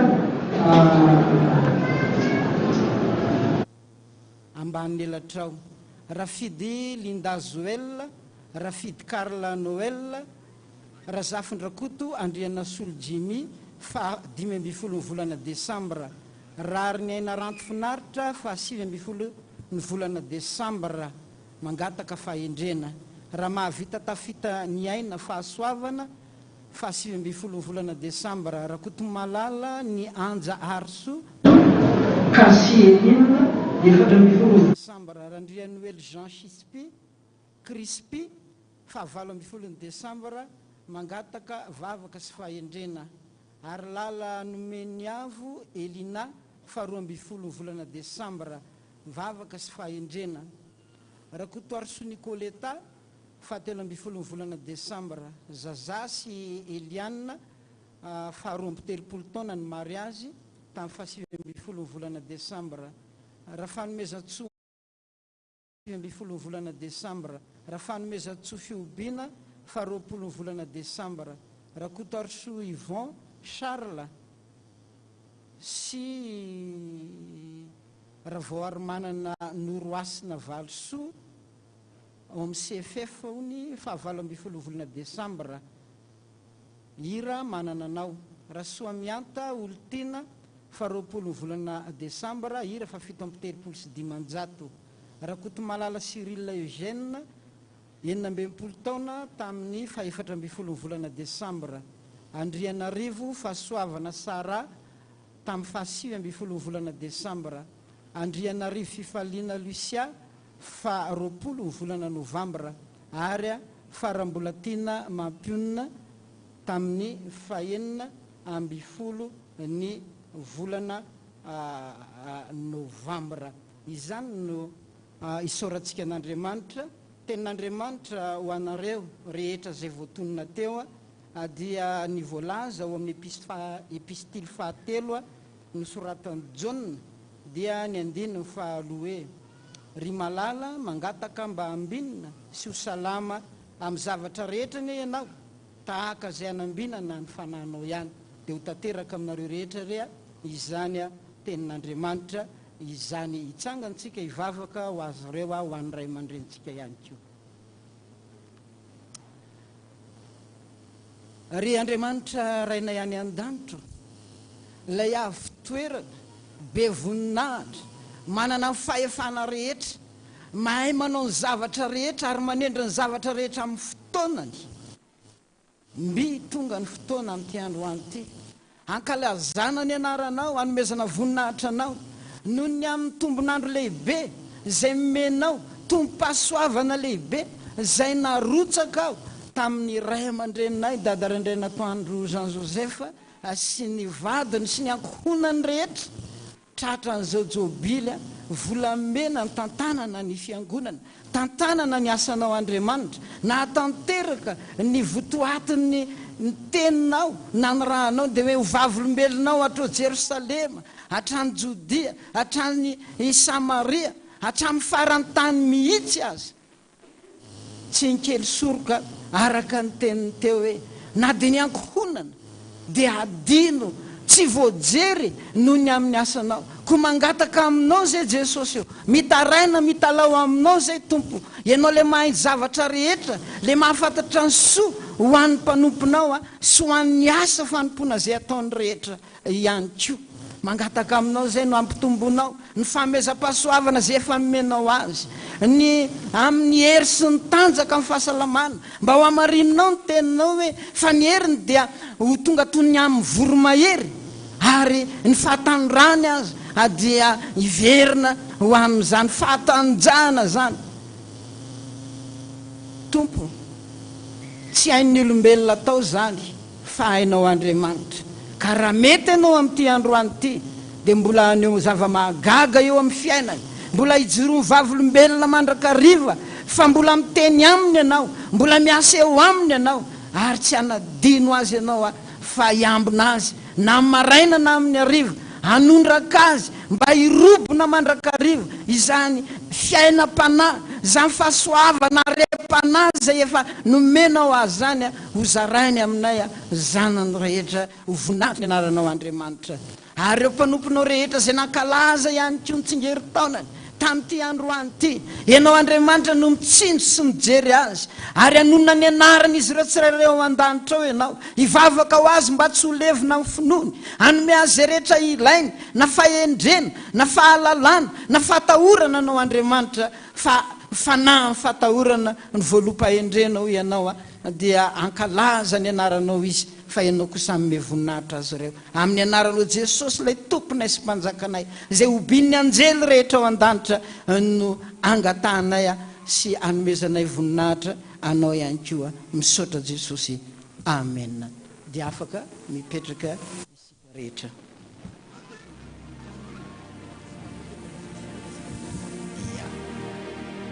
dia araka nambarako teo dia fotoana lehibe androany ho atsika rehetrarehetra nefa na izany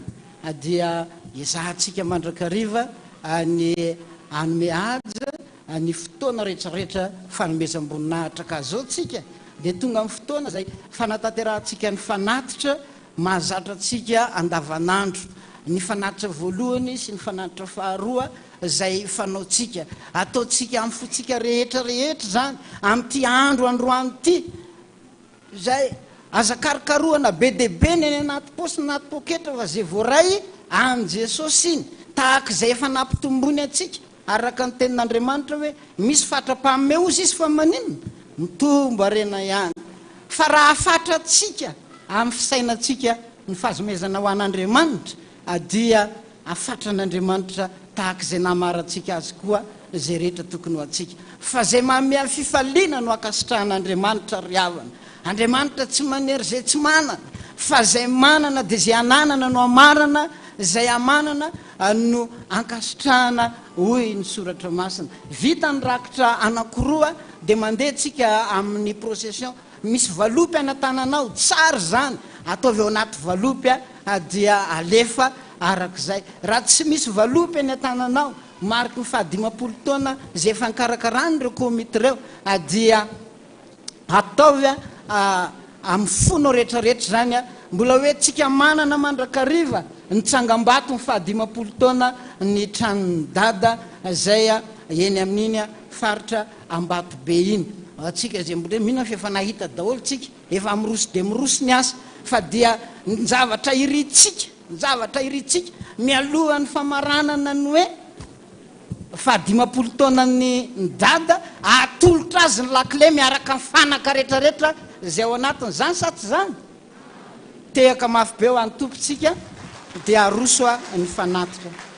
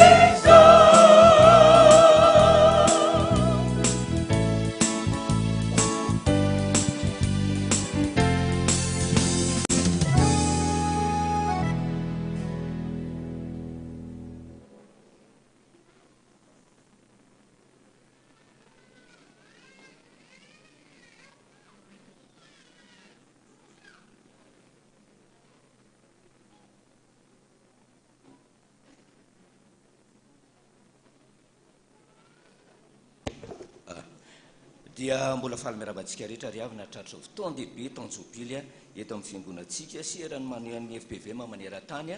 ary dia miaraba manokana koa any dada Randrianatoandro Joseph mivady amin'izany tanjobily volamena fa 50 taona ary midana ny teniny anjely mandrakiriva hoe arahaba ary laina soavana tompany ombanao. Manoloana an'izany dia misy mpanompon'Andriamanitra izay tonga tao amin'ny borao fiangonana ary dia nitaraina mafy mihitsy vakio ty tonkaly ty ho an'ny dada dia ndraisy ny borao mola izy dia ho vakiko amin'ny mahatonkaly anazy. Za tsy mahay mamaky tonkaly fa vakiko arak'izay zavatra mety misy zay 50 taona lasy zay. Fitoriana filazany tsara nanova fony mpanota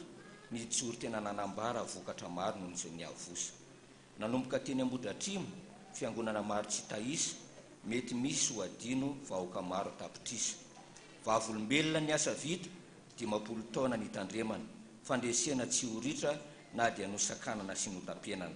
Ireo lalana ny zorany isanandro saika kivy hatramin'ny ankohonany nijory hatrany Pasteur Jen Joseph.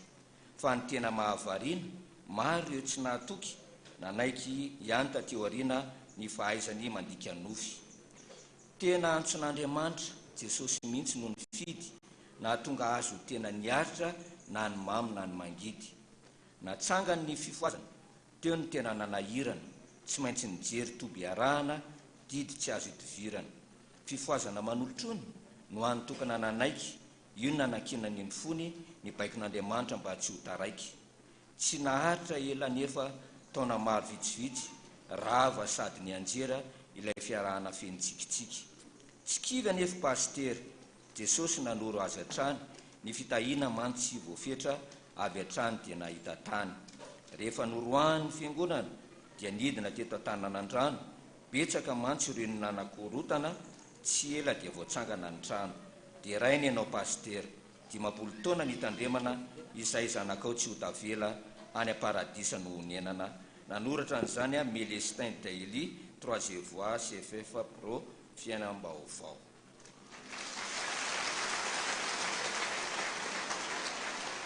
Dia misy filazana vitsivitsy dia avy amin'ny fifoazana eto Antananandrano ho tanterahana ny baiko avy amin'ny Jesosy hanatsarana ny fitotana eto amin'ny fifoazana Antananandrano antsona ny iraka mpampianatra mpiandraikitra fifoazana mpiandry en promotion avy eto Antananandrano ivory ao amin'ny 3e étage porte salle 314 ny alarobia 3 Desambra 2024 avy zao manomboka amin'ny 7 ora maraina. Manantena amin'ny fahatongavantsika marobe manao velomanareo amin'ny anaran'i Jesosy Kristy Tompo.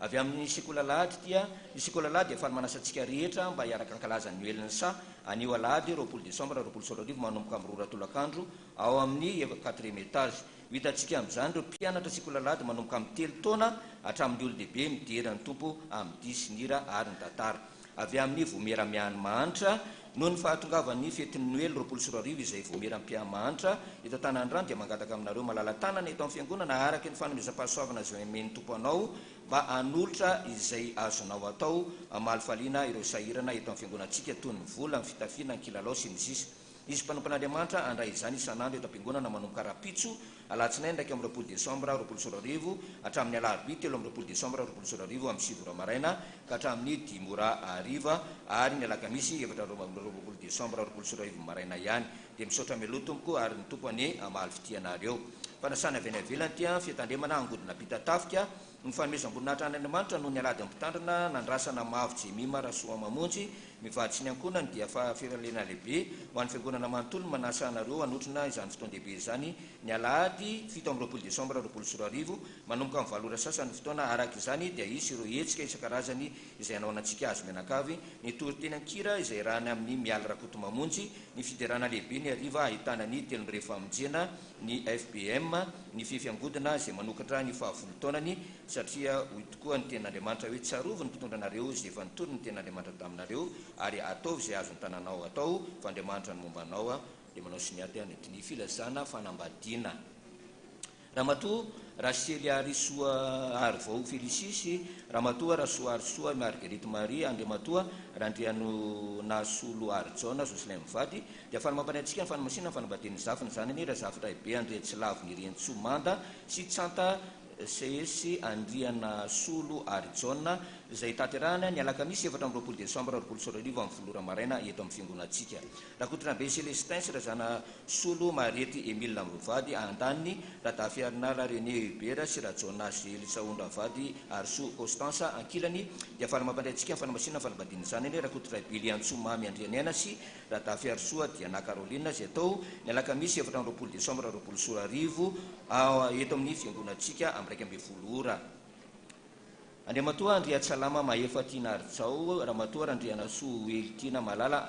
Andriamatoa Ramiliarson Lalon Percival, Ramatoa Randrianasoa Christina Andani, Andriamatoa Zavrakuti Arlala Jean Bien-Aimé, Ramatoa Armalala Vangrina Jacqueline Kilany, dia falamapandrentsika fanamasina fanabadiny zanany, Ramiliarso Artina Andriatslav Robinson sy Razavrakuti Mirana Angelica, zay atao ao amin'ny fiangonana Refi lalana andray soro ny alakamisy 4 Desambra 2024 amin'ny 1 ora sasany. Andriamatoa Ramanantsoavana Andriatina, Ramatoa Rarnivo Leontina Andany, Andriamatoa Rakotomalala Lino, Ramatoa Rantanirina Nadiankilany, dia falamapandrentsika fanamasina fanabadiny zanany, Rakotonirina Rivotina Irmanda sy Rantamalala Valimbavaka Sunita, zay atao ny sabotsy 9 Desambra 2024 amin'ny 10 ora maraina eto amin'ny fiangonatsika.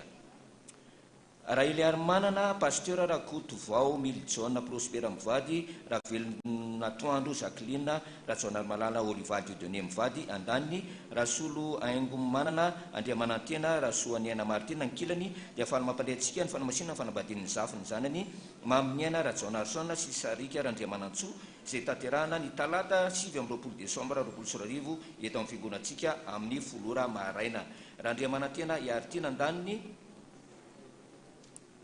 Randriamanantena Iartina sy Razafiniana Edvizy dia taterahana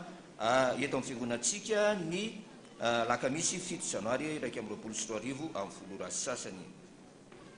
Raha misy mahita tsy mamety tokony hamasina zany fanabadiny zany dia oka izy anantona ny ray aman-dreny mpitandrina ary misy taratasy farany antsona ny dekona pianisa mpiara-miasa mba hitaty rakitra amin'ny ora amin'ny krismasy sa.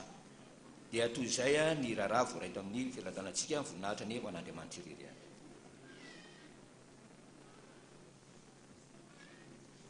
Efa vita ve tompoko ny rakitra any ambony any amin'ny première sy ny deuxième quatrième azafady raha vita dia mba hampiretina ny jiro. Mandritra izay andeo aloha ataontsika ny hira ao anatin'izao fa 10 taona tandriaman'i sy mama izao ny hira fa 420 amin'ny bokira toko mpanompoana. Tsy dada sy mama ihany no anavao fanoloratena ny fandaontsika rehetra anavao ny fanoloratena eo amin'ny asa fanompoana rehetra. Hira fa 420.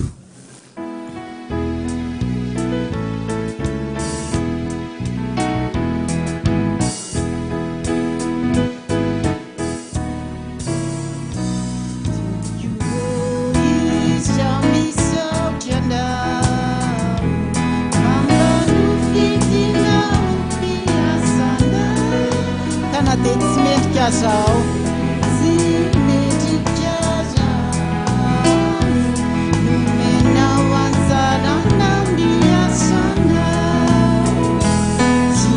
não adiamani jo, se não vacinetina, vanita se mete casal.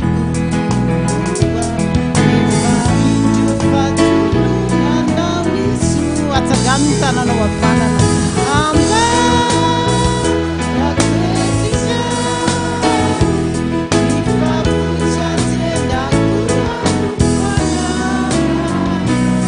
siatana kilubiatu watsenana uyasana kanan saiknanya sa nyant kunareko mfanai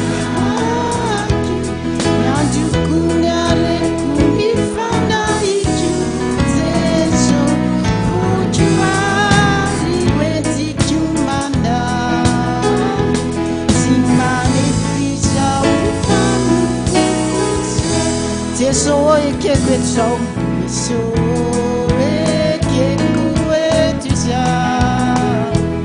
you fit your panema pela tanana,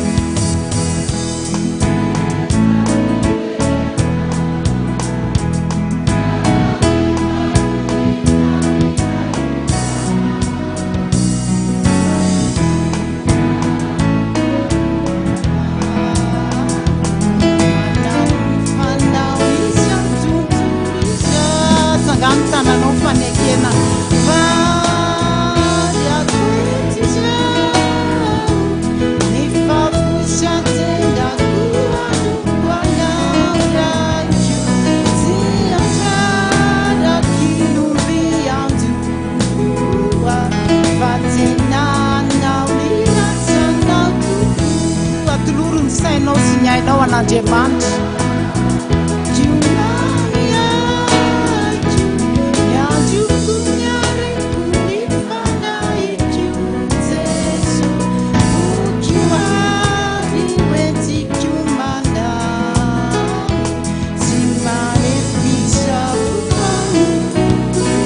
Raitstua oi sairi Raitsitua oi sairi Tiani fanai na wangumba Gana sa taona fipina Tiani waru kufara tiana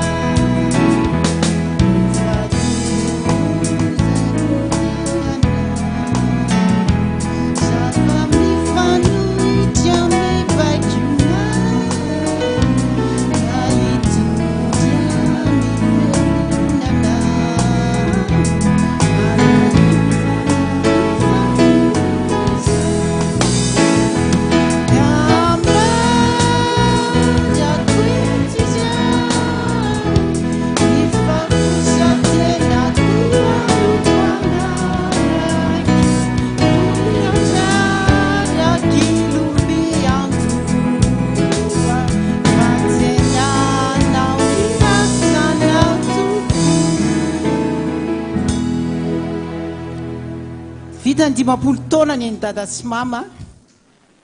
nitsangambato atolotritsika zanany rehetra manerana n'izao tontolo izao anazy dia niezaka famitana ny trano eo anala mahitsy nanisana ankehitrinytsika zanany rehetra anatanteraka ny procession lehibe na tsika any ampitan-dranomasina na tsika any amin'ny faritra na tsika eto amin'ny fohibe anatanteraka n'izany procession izany tadidio zay rehetra vitatsika eto dia atolotra manontolo ho amin'ny ezaka famitana ny tranony dada sy mama faniriana tompoko ny avitana aingana an'izany tranony ray aman-dreny zany sady zany aloha mba ho vitaingana ny tranony ray aman-dreny mba hisitrahany izy ireo an'izany trano zany mba hisehon'ny voninahitr'Andriamanitra anatanteraka procession tsika hoy ateo ataovy izay azonao atao ampitiavana averina foana hoe teniny dada sy mama dia izao zay tena foinao vokatry ny fonao ampitiavana zay no angatahany dada sy mama ho atolotra ao zany androany efa nisy ny valopony zaraina mety misy ny tsy nahazo fa atolory zay rehetra any aminao any ameo zay foinao amitana an'izany trano izany mandritra ny fotoana anatanterahana ny procession dia misy ny boky miteny amin'ny nofy Andriamanitra zay efa nivoaka nanomboka tamin'ny zoma teo ny édition na fahatelo i boky miteny amin'ny nofy Andriamanitra io dia ho amidy amintsika eny mandritra ny fotoana anatanterahana procession ho an'izay efa navita ny procession ho avian'ny décône kasitrahana be da be ny décône eo amin'ny fiarahana miasa ny birao amin'ny fiangonana reny ny eto an-taninan'Andrano ireo entité rehetrarehetra ato anatin'ny sahany FPVM ao anatin'izao fanokafana ny fankalazana ny 10 taona tandremany dada sy mama izao 10,000 sy ray alina ariary na 75,000 francs no vidiny izany boky izany zay hoentina amidy eny amintsika eny ao amin'ny boky io no ahitantsika ny tantara ny antsoina ny dada sy mama betsaka ny hita teo ny antsoina ny dada fa misy koa nefa ny tsy hita tsy voafitina tao anatin'izay fotoana fohiny nandefasana aniny vidéo teo iny dia manentana tsika amin'ny fandraisana anjara koa ao anatin'izay vidéo izay anatin'izay boky izay anatanteraka ny procession tsika ankehitriny andehantsika aloha hitsangana ataontsika nira fa 9 ao anatin'ny bokira tsy misy reharehantsika zay no ataontsika tsy misy reharehantsika fa tsy Jesosy Kristy rery any iara hitsangantsika tokantsika mitehaka mafy melohany anatanterantsika ny procession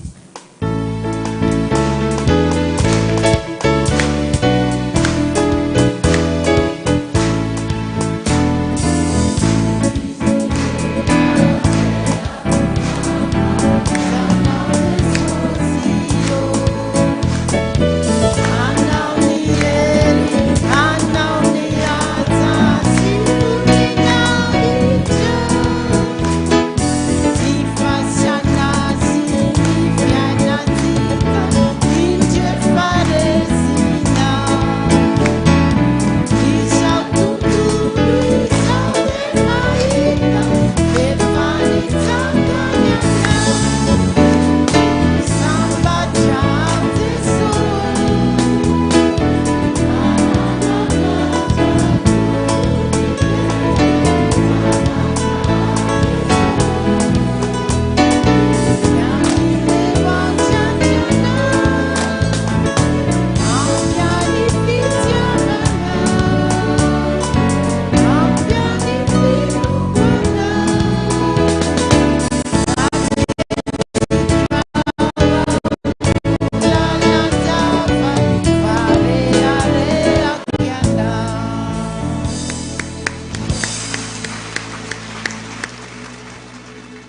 mahatrany eo an'andriamanitra rery any.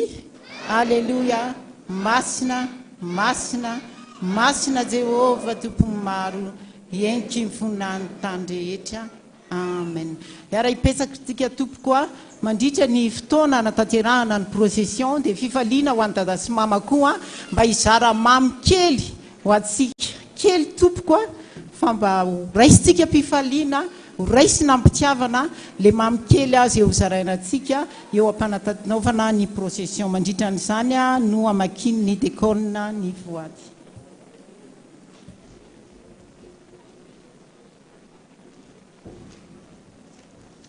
Dia tonga eto amin'ny famakinana rakotsara sy rakobatsika izay natolotra mpanampan'Andriamanitra dia efa afaka mandroso amin'ny processiontsika.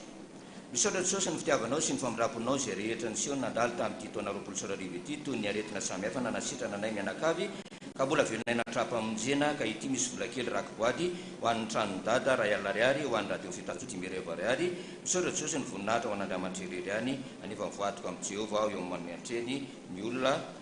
mba mangataka vavaka ho an'ny ankonana ny momba ny fanompona sy ny asa-pivelomana ary ny fiainam-panahy. Fahafolon-karena misaotra Jesosy malala, misaotra Jesosy malala, misaotra Jesosy malala. Raha misy ny saotra dera ny aja dia ho anao rery any a. Misaotra Jesosy malala tamin'ny fitahinao rehetra ary eto manolotra ny ampahany ho anao ary avy tamin'ny anao ihany nanomezana anao. Ray Jesosy ampitony fahatezeranao ary anao milaza ao Malakia 3:10 fa hovahanao ny varavaran'ny lanitra ka ampitandremanao fitahina manany ampy.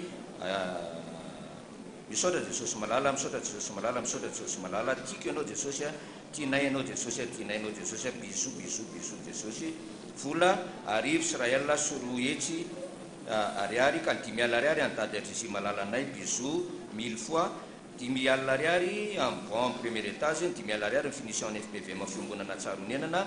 ary ny arivo sy 9 alina ariary amin'ny pasteur Sahirana ho an'ny Jesosy rery any ny voninahitra. Misaotra Jesosy fa zava-dehibe ny zava-drehetra rakosorana 3 alina ariary ka 2 alina ariary ny W ndray alina ariary fa 50 taona ho an'ny dada vadimasina. Misaotra Jesosy fa ny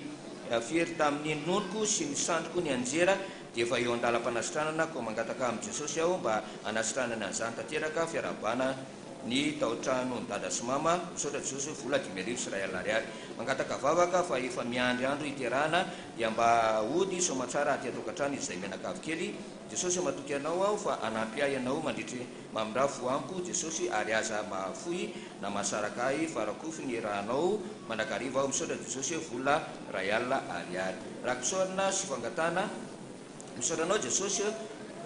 amin'ny fitahinao sy ny asa mandrarako raha mba niasa nividy fahitalavitra sy électeur ary nitady trano hofana dia apetraka eo ampilatananao Jesosy, apetraka lalandava eo ampilatananao Jesosy ny fiainanay. Ity misy vola 4,000 ariary Jesosy anasoavana ny tempolinao. Misaotra Jesosy ary ny zanako sy asantanako dia ka hoditika any Jesosy ambinao amin'ny asako aho. Misaotra Tompo amena tolotra ho an'ny dada vola ray alina ariary voninahitra ny ho anao Jesosy ireo ny ampahafolony izay nomenao ahy ho an'ny trano dada sy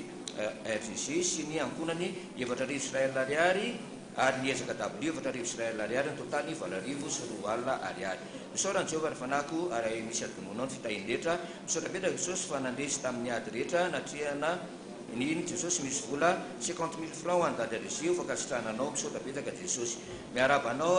dada natratra izao jobily fa 50 taona nitandremanao izao ka indro manolotra ny ampahafolonanao mangataka vavaka mba azo carte de séjour sy ny asa en alternance ho an'ny zanako any ampita. Ianao Jesosy amaly ireo mpampiasa ratsy saina amin'ny asan'ny mpanomponao vola 50,000 francs andady arizy. Misaotra Jesosy, misaotra betsaka Jesosy noho ny famiraponao dia mangataka aminao Jesosy mba havita daholo ny trosa amin'ny faran'ity volana ity vola 400,000 francs ampitandrina ambany volo. Misaotra Jesosy 2 alina ariary tsy misoatra Tompo mamindrafo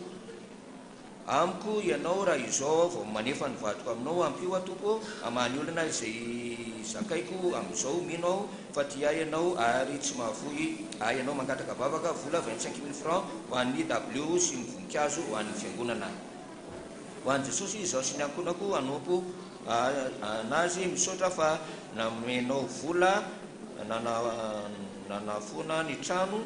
nomenao fahasalamana ihany koa sady nataonao nandeha-tsena mangataka vavaka sy fahendrena izay sy ny ankonako vola 10,000 ariary any trano dady. tsy misotra vola 2 ariary misotra petraka anao zay jesosy tamty tatananao sy nitiavanao anay tamin'ity taona 24 ity fiarabana ny dada sy mama natratra ny 15 taona ny talemany vola 2 ariary ho an'ny dada sy mama apahafolo ny vidianana w premier étage 150 100 francs makasitraka indrindra jesosy dia araky ny teny mpandraraha tao 151 000 francs zany tao misaotra anao jesosy fa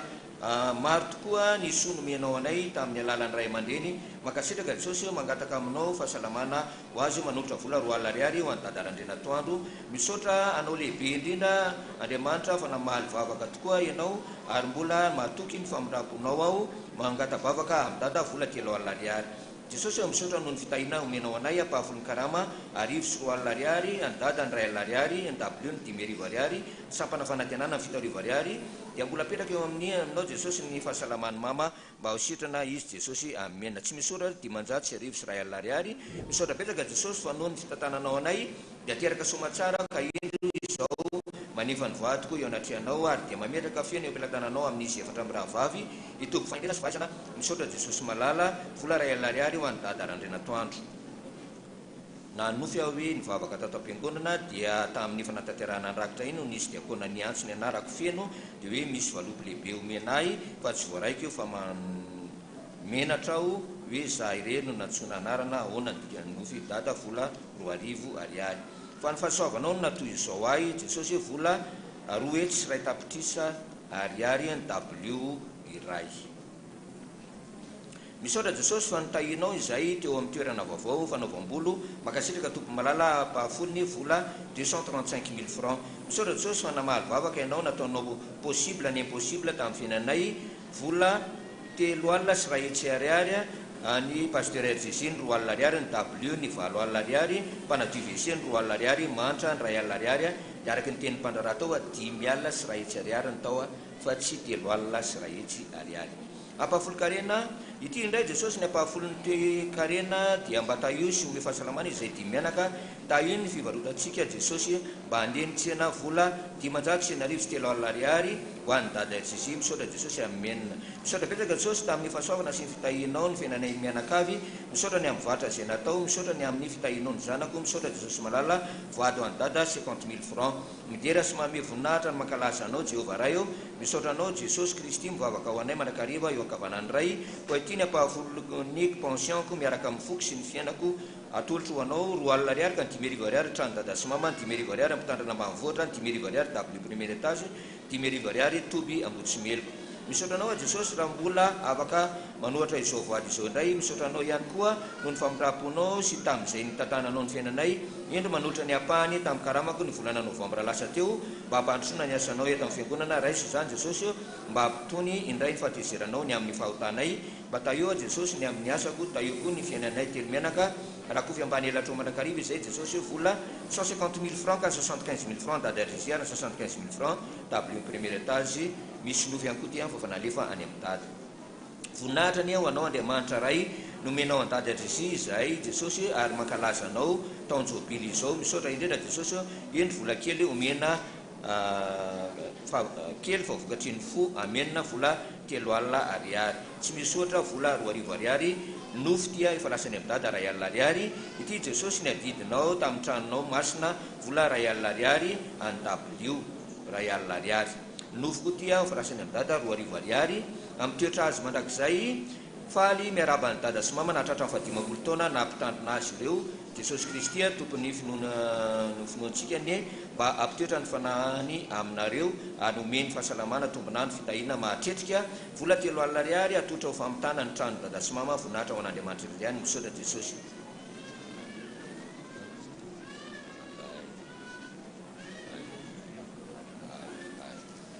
satria efa misy ray aman-dreny tonga ato aloha dia rehefa aveo toizana indray ty famakina ny voady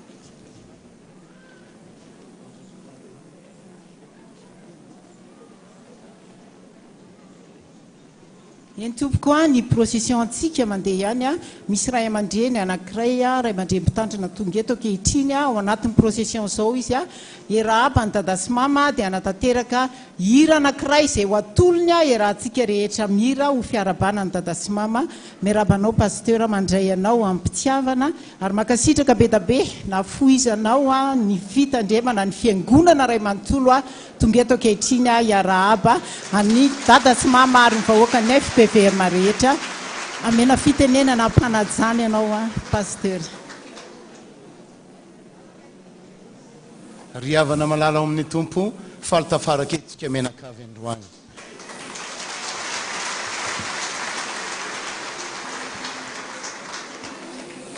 Pasteur Jocelyn Ranjarson sy ny fiangonana MRE dia zanaka ara-panahan-dada Randrianatoandro satria taony ainganay, taony orenanay, taony nitaizan'Andriamanitra anay ary iza sy ireo namana raitapo rehetra ao amin'ny tompo zay rahalahy sy anabavy kristiana takatsika solotena miarahaba sy misaotra ihany koa ireo raitapo amintsika rehetra ao amin'ny tompo amin'ny fiarahana mifanotrina ao anatin'ny fiarabana reto ray aman-drenitsika ara-panahy reto manahatratra fa 50 taona ny tandremana tena goavana be za amin'ny tompoko nambara ao maly fa 50 taona nananganana ny fiainatsika miarahaba ny dada sy mama Randrianatoandro manokana amin'ny anaran'i Jesosy Kristy ao anatin'ny procession tsika riavana ny bokin'ny Joba de manambara 2:7 manao hoe iza no anome ay aloha mba anomezako azy indray amin'Andriamanitra izao etsika ataotsika zao de fanomezana n'Andriamanitra satria Andriamanitra tsy hitatsika maso fa reo ray aman-dreny ara-panahintsika reo no hitatsika maso izay maneho ary misolotena n'Andriamanitra ka ny fitiavana seho atsika azy reo amin'ny fandrosotsika tahaka zao de tsy iza fa Andriamanitra mihitsy no ometsika zao no ambarana iza no ame ay aloha mba nomezako azy indray riavana malala ao amin'ny tompo ahafahan'Andriamanitra manome ho antsika de izy amiko mba te andray avy amintsika ary amin'ny alalan'reto ray aman-drenitsika zay tena tiatsika ireto no androsotsika menakavy amin'izao fotoana zao tadidio fa Andriamanitra ny tena marina tsy hoe miandry zay avy aty amiko fa ny tena marina izano miandry zay avy any aminy Andriamanitra ny tena marina tsy hoe mila zay avy aty amiko fa izasy anao no mila zay avy any aminy Andriamanitra tsy hoe tsy feno ratsy manome zasy anao fa isika senao tsy feno ratsy manome Andriamanitra ny fofinaina ny fahavelomana ny fanomezantsika ho an'Andriamanitra toy izao riavako dia tsy inona kory fa izasy anao sady mananja ireto ray aman-drenitsika ireto mananja ny voafidin'Andriamanitra tadidio fa Andriamanitra mifidy an'ireto ray aman-drenitsika ireto ary ny fanajantsika azy reo de fanajantsika izay niantso azy ny fahafoizantsika ho azy reo de fahafoizantsika ho an'ilay niantso azy eny ny fitiavantsika azy reo dia ny fitiavantsika azy reo de fitiavantsika ihany koa lay niantso azy koa raha mandrosa ty androna isika maneho fitiavana de tadidio fa fanehoanao fanehoantsika fitiavana an'Andriamanitra tompoko izao ary de zava-dehibe ho antsika rehetrarehetra androany fotoana tokony ho araroantsika eto de te hanentana manokana tsy ho ajantsika amin'ny fankalazana fa 50 taona fa manomboka androany de ho ataontsika fomba fiainana ny fanoana amin'reto ray aman-drenitsika ireto ataontsika fiainana ny aneho fitiavana ary na misy fanentanana na tsisy fanentanana satria ny tena marina riavako de tiako tsindrina mafy amintsika tsy Andriamanitra mahazo tombony rehefa manome ho azy isika fa isika mahazo tombony tsy Andriamanitra kory ny lasa memanana mbola tsisy zasy anao de efahan Jehova amin'ny tany sy izay rehetra eo aminy ka tsy Andriamanitra mahazo tombony rehefa manome ho azy a fa izany mahazo tombony manome ho an'Andriamanitra satria tombony ho atsika io omeko ohatra akaiky de akaiky zasy anao raha namposaka masoandro Andriamanitra androany maraina tsy nangataka vola tamiko izy tsy nangataka vola tamitsika izy satria fa efana rery zany fa raha mba afaka manome ohatra zao zasy anao tombony ho atsika zao tompoko izasy anao zao mihevitra hoe andray anjara ho amin'ny fiarabana ny dada sy mama dia mamela ilaza aminao. Andriamanitra koa andray anjara amin'ny fananganana no avinao. Zany ny famarinana tompoko. Isika zao mihevitra hoe androso eny aloha aho aneo fanohanana manokana, fa mamela ilaza aminao. Andriamanitra koa androso eo amin'ny fiainanao, ary izy no mpanohana anao amin'ny ho avinao ray manontolo. Zany ny famarinana tompoko. Koa ho ataontsika fomba fiainana manomboka androany, zay ataontsika amin'ny ray aman-drenitsika ara-panahy dia ho averin'Andriamanitra amintsika tompoko, satria zany ny fomba fanaon'Andriamanitra. Ndaontsika androany ary hanolotra ny hira arabainy ianao anio ry dada maminay. 10 taona tompoko, 10 taona ny aretana ho atsika, 10 taona ny afina ho atsika, 10 taona ny adivana ho atsika senao tao amin'ny tontolo ara-panahy. 10 taona tsy ny kely aina ho an'ny tenany, fa ny kely aina ho asoanao. Tsy raro mivera mba ho raitsika mitehaka zany 10 taona izay nananganana asianao zany. Ndao iara iredo ntsika androany hoe arabainy ianao anio ry dada sy mama maminay, faly ery zay nomeny tompo anao. Tadidio tompoko cadeau an'Andriamanitra ho atsika menakavy zao ray aman-drenitsika ara-panahy zao. Cadeau hitahinantsika ary cadeau zay ananganan'Andriamanitra no avitsika. Arabainy ianao anio ry dada maminay, faly ery zay nomeny tompo anao.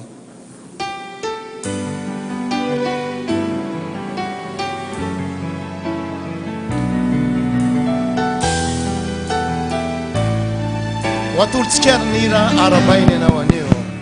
Arabainy ianao anio, oridadama mina. Faly ery zahay, faly ery zahay nomeny tompo anao, iaraka ny andany. Watsutra tsika ty aloha tanantsika ho tahinane anao. Tahinane ya, na de mafy ny asanao, na de mafy ny a.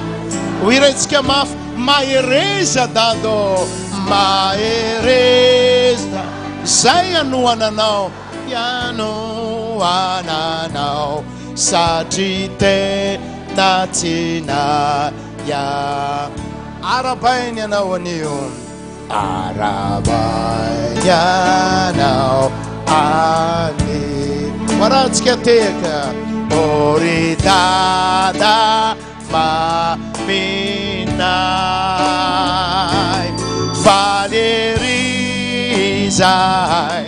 nomeny tompo, iaraka ny an-danitra ka ny anda. Watsutra tsika ty aloha ndray mitanantsika. O tahinane ya, na de mafy ny asanao, na de mafy ny a. Ho lazaintsika mafy, mahereza dado, mahereza dado, zay anohananao, satria tena tsina. Mahereza dado, mahereza dado, zay.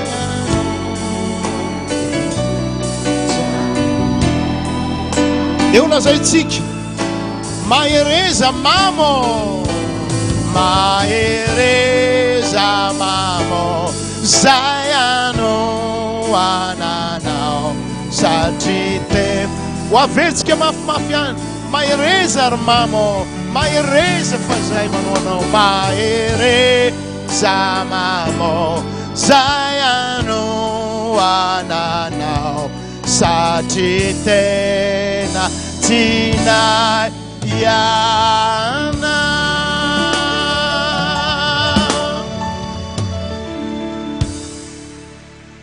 Tina ibe ianareo ry dada sy mama,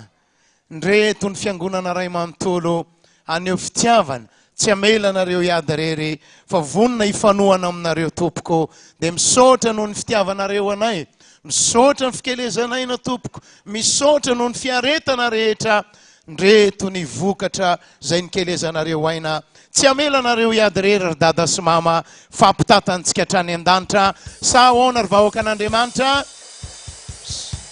sotra ndrindra tompoko.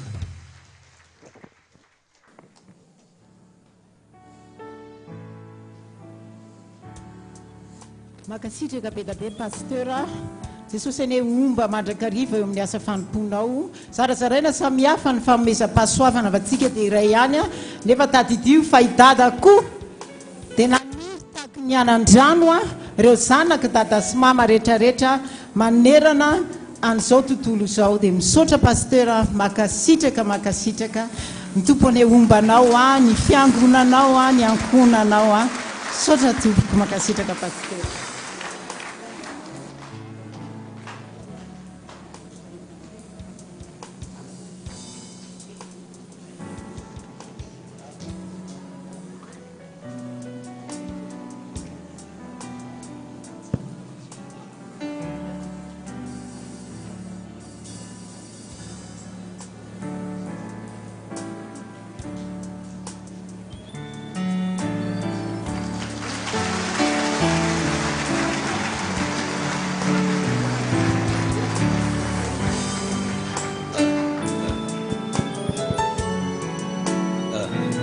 dia mitoy famakinany rakpisorana sy rakovatsy natolotra mpanompon'Andriamanitra ary toy izao koa ianareo raha fatra-paniriny zava-panahy dia izay mpandrosi ny fiangonana ny tadiavy indrindra indro Jesosy 100,000 ariary hoe ezaka w voninahitra an'Andriamanitra irery tiako ianao Jesosy misaorany Jehovah ry fanahiko izay tanatoko misaorany naramasina raha ela ariary ka ny 5,000 ariary any w ny 5,000 ariary ny tranony dada misaotra Jesosy amen mitera manandratra ny anaranao ary misaotra noho ny fitiavanao izay mianakavy petraka eo ampelantananao hatrany ny fiainanay any dada sy mama ny 3 ariary ary mifananganana ny 2 ariary ny totaly ny 10 ariary tsy misaotra vola 3 ariary miarabanao ry dada noho izao natratraranao ny 10 taona ny nanaovanao ny asan'Andriamanitra izao tahin'ny tompo mandrakariva ny ianao sy ny ankonanao dia mba ho tahaka anao koa izay amin'ny asa amin'ny fanompona iny faly ao manolotra vola 300,000 francs anaovana ny tranonao raha misaorana misaotra Jesosy fa vita ny soutenance apetraka eo ampelantananao ny toy ny fianarana ary mangataka ihany koa mba hahita asa manolotra vola 1 ariary eo any dada an'Andrianatoandro Jen Joseph raha misaorana misaotra indrindra Jesosy noho ny fitahirana sisy lany izay nataonao tamin'ny fiainanay koa indro misy vola kely atolotra anaovana amin'ny finition ny trano dada sy mama dia ilay manantena Jesosy fa omenao ahy ilay asa nangatahako taminao misaotra indrindra Jesosy malala avy amin'ny ajanirina vola 1 ariary raha koa toary velo anitra Zoe 17 taona tamin'ny 12 Desambra 2024 mangataka vavaka mba hanana fahafahana anatanterana ny asa fanompona iantsonan'i Jesosy amin'izay mangataka ny hira fandresena any SLK itosy misaotra Jesosy vola 2,000 ariary ho an'ny voninkazo misaotra Jesosy fa amindrafo mandrakariva ianao amin'ny fiainanay mianaka dia mbola mametraka ny toy ny fiainanay eo ampelantananao Jesosy ny voninahitrany dia anao irery any misaotra Jesosy amenina ho an'ny dada ny 10,000 ariary fiangonana FPVM tonga rivo Tanjomato 150,000 francs misaotra Jesosy fa vita somatsara ny mariazinay tamin'ny 12 Desambra sy nahavitan'ny batisa tamin'ny zanako mangataka vavaka ho an'ny tokantranonay misaotra Jesosy vola 1 ariary ho an'ny w atao VCD ny tantara Jesosy eo mamindrafo amiko misaotra anao izay FPVM Jesosy ny amin'ny andro malaza natratraranay an'izao andro fa 10 taona nitondrany Pasteur izao Randrianatoandro Joseph tena misaotra Jesosy da io izay Jesosy vola 1 ariary omenany dada Randrianatoandro Jesosy mba omeo mpanofatrano ao mba ataovy CD ny tantarany dada marobe izay pretampoka dia namidy ny trano lova dia nandray vola 55 millions de francs ka manolotra ny apahafolony 5,500,000 francs amin'ny maha-olombelona nefa mandra-pahatongako aty am-piangonana dia mety miketriketrika zavatra hafa ny atodohako ka mety tsy misy afa-tsy 1 million francs sisa ny tongako eto hoe izay dia ampy fa ny andro sarotra kanefa miasa ampiko ny fanahy masina araky ny tantara voalohany toko 720 mba ampareto eo amponin'ny olonao mandrakizay izany fikasan'ny saina izany ka ampiomano ho anao ny fony ka dia voninao ny tsy anamba anabanga izany fa atolotro manontolo rehefa nanontany aho nefa ny vidin'ny W ray dia voalaza fa 6,500,000 francs i W ray ka noho ny fanentanan'io fanahymasina io amiko dia hofineko zany ka indro ao manolotra an Jesosy vola mihoatra ny ampahafolony 6,500,000 francs araky ny tantara voalohany toko fahasivy amby roapolo adininy fa 7 Andriamanitra makasitraka izay mahitsy dia amin'ny tsipoko sy amin'ny fifaliana ary ny fahazotona no anolorako izany. Marioko eto fa izao dia tsy manana fiara, tsy manana tany, tsy manana trano, fa mangatapitahiana amin'ny Jesosy aho ary mangataka ny fanamasin'ny fahaiza mitantana ny vola rehetra ao ampelantanana fa ny tompony mihevitra ahy aoka izy anao izay sitraky ny fony amiko misaotra Jesosy. Fanamariana kely mba asiana rosion misy fitomboka mba tsy halasa saina ny vady aman-janaka hoe zany ve dia marina. Dia mamangataka amin'ny birao zany mba amerosiana io anio fa ny vola moa fa mivorain'ny birao amin'ny fiangonanao amin'izay vola zay. Toy izay reo mpanompon'Andriamanitra izay nanolotra rakosoana sy rakobata amintsika tato amin'ny rihana ambany dia 7 tao amin'ny rihana voalohany 7 tao amin'ny rihana faharoa 10 ary tany amin'ny rihana fahaefatra 13 totaliny 420 manambara mandrakarivo zany fitsoroana vavambela taona mpanompon'Andriamanitra ary tsika izay mangadabavaka Jesosy miteny mandrakarivo hoe za rehefa ty dia tia ny ahatra amin'ny farany ho tanteraka aminao tokoa izany voninahitra ho an'Andriamanitra irery ary ny fiadanana kosa ho amintsika tsirairay avy. Efa vita ve ny famakina ny voady any ambony tompoko ny any amin'ny première sisa efa vita eny tompoko mandritra ny fotoana ny procession dia ho atao amintsika eto ny tatitra arabola amin'ny ezaka rehetra vita nandritra ny herinandro aloha ny voaray teto amin'ny fiangonana nanomboka ny alatsinainy fa 14 ny volana desambra ka hatramin'ny sabotsy fa 7 ny volana desambra 2020 izany dia ny totaly 31,489,000 FMG zay mitsinjara ho toy izao ho an'ny dada Pasteur RANDRIANATOANDRO mivady 150,000 francs, ho an'ny tranony dada sy mama 500,000 francs, ho an'ny tranony dada sy mama avy any amin'ny FPVM Argenteuil, avy any Allemagne, avy any Toronto Canada ary avy any Belgique 30,251,000 FMG ary ho an'ny fiangonana Taninanandrano 438,000 FMG ary ho an'ny CFF 150,000 francs. Ny totalin'ireo zany dia 31,489,500 FMG. Zany hoe ny vola azo ho an'ny tranony dada sy mama niaraka tamin'ny voady izay voaray anandritra iny herinandro iny sy ny tao amin'ny Pasteur Marcelin dia ny totaly 38,119,500 FMG. Fa kosa toy izao ny tatitra izay nataontsika nandritra ny 2 andro nentsika nanokafana izao fa 15 taona nitandremany dada sy mama izao tamin'ny fotoam-panokafana tamin'ny 17 ny volana desambra tamin'ny zoma teo mba mangataka tompoko mba mifahanginana mba tsy tabatabitsika azafady tompoko. Ny rakitra izay voaray ny maraina tamin'ny fotoam-panokafana dia 5,53,000 FMG. Tao anatin'ny fiderana kosa dia 3,710,000 FMG. Ny totalin'ny rakitra zany tamin'ny zoma dia 8,763,000 FMG.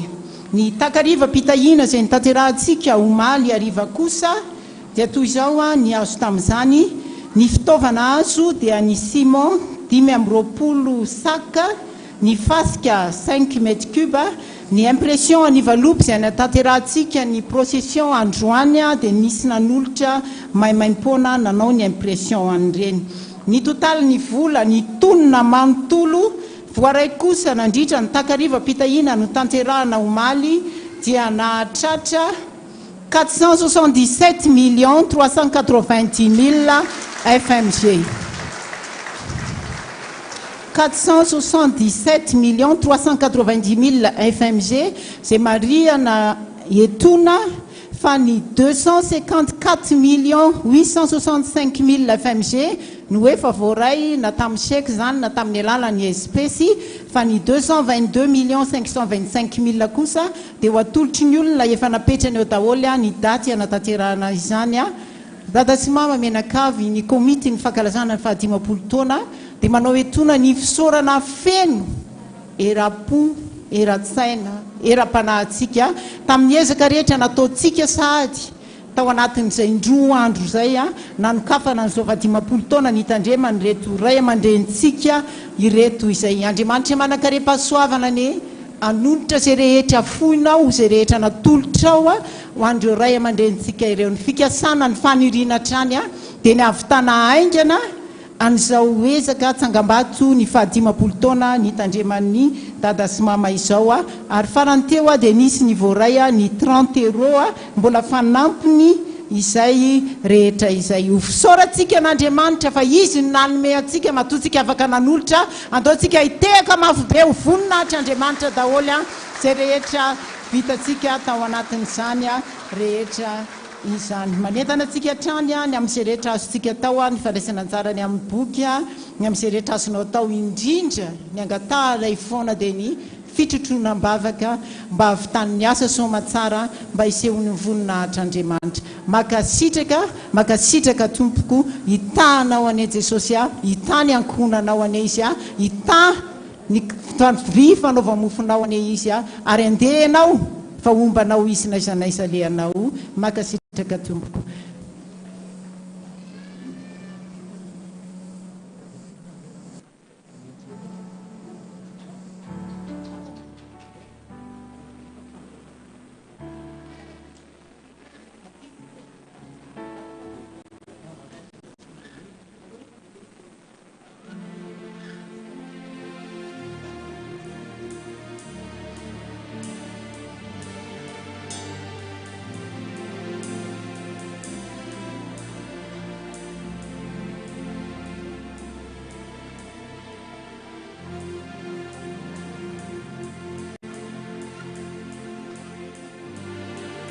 Ny fiara 45 TAP, ny fiara 45 TAP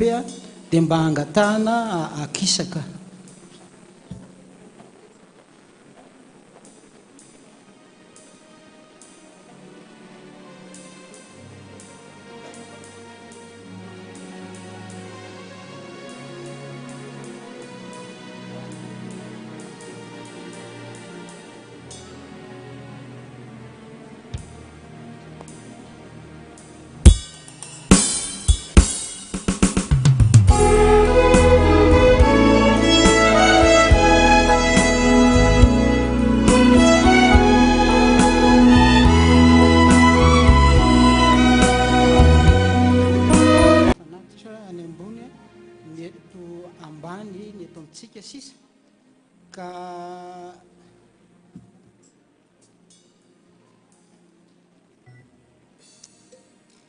Dia ataontsika ny hira Jehova ho dia rainay ianao hira faharoa ambin'ny folo mandra-pavita ny fanatitra ataon'ny sampana izay any sisa manao. Raha vao vita ny fanatitra dia ajanona ny hira.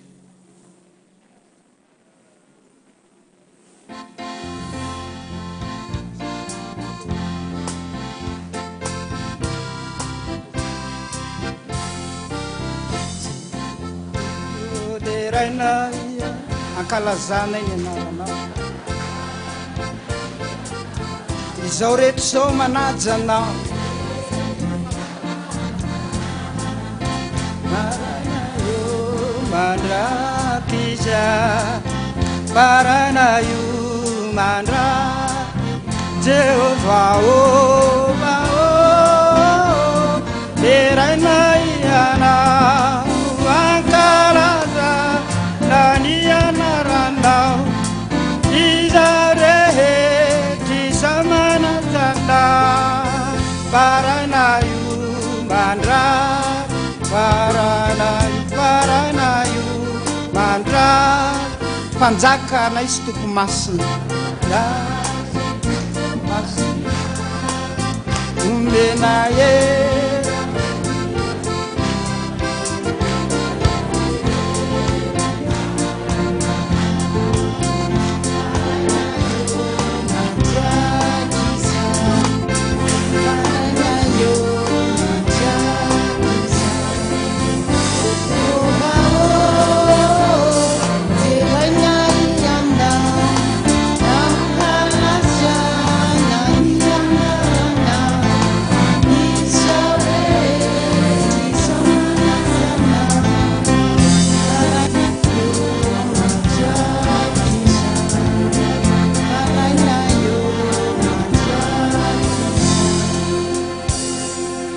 mbola misy fanomezana anankiray tia avy any amin'ny FPVM avy any a Canada dia manolotra fanomezana ho an'ny dada izy ity kosa zany tsy ho an'ny ezaka trano fa atolotra ho an'ny dada sy mama mianakavy vola 1684 dollars canadiens na 23 616 500 FMG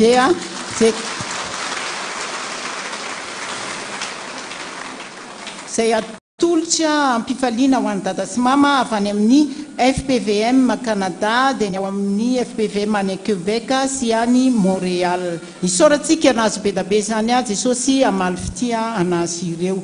Ny momba ny krismasy ny zanatsika ny sampana dia tsara mampafantatra antsika aloha fa ao anatin'ny fotoam-pivavahana faharoa rehefa avy eo no avy eo daholo ny sampana velona rehetra eto amin'ny foibe hiaraka amin'ny dada sy mama ifanotrina amin'izao fa 10 taona ny tandremana izao ary ankehitriny koa mety tsy hitantsika fa manoloana antsika eto anoloana eto daholo a ny solotena rehetra ao anatin'ny entité any FPVM atao anatin'ny sahany FPVM mifanotrina amintsika eto misy ny solotena avy any ampitan-dranomasina miara-miombom-bavaka amin'izao fotoam-pivavahana izao. Toy izao ny programme ny krismasy ny sampana ny alahady androany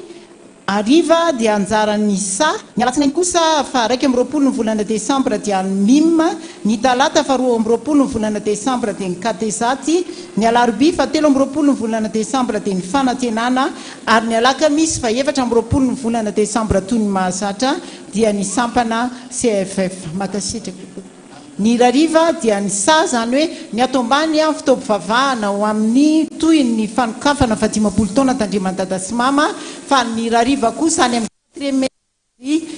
amin'ny riana faha-efatra no anatanterahana ny krismasy iarahana amin'ny sa ireo zanatsika ao amin'ny sekoly alahady ireo. Sotra tompoko.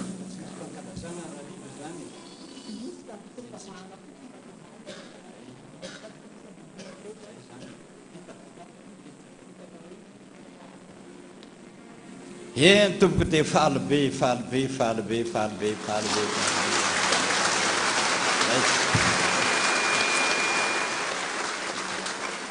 tsy manakolazaina ntsony dada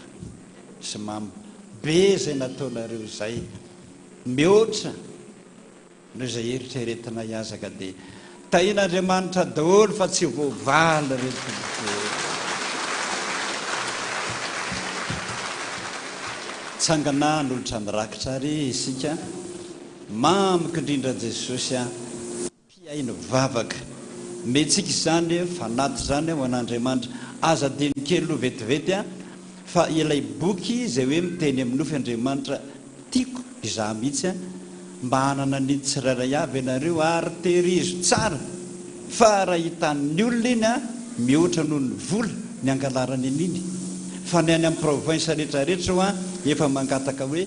meo folo zahay ka raha fiangonana 500 fotsiny aza ny maka folofolo manerana ny nosy a dia tapitra ny 5,000 ny any ampitan-dranomasy zao a fa miatsa ho dodododolo hoe ampitondray zay a folofolo a hitanao amin'izany ny isany ka tsy fantatra raha ohatra ka hoe tapitra treo le izy a dia miandry indray a ny fanontana azy manaraka ianao terizo a io a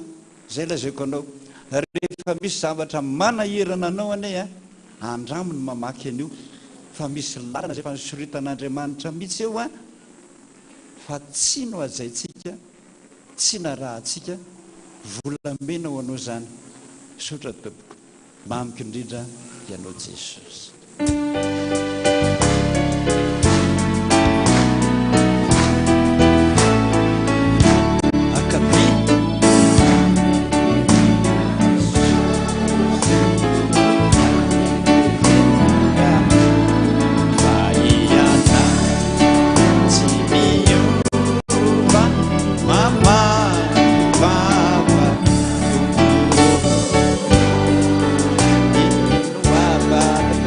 Amini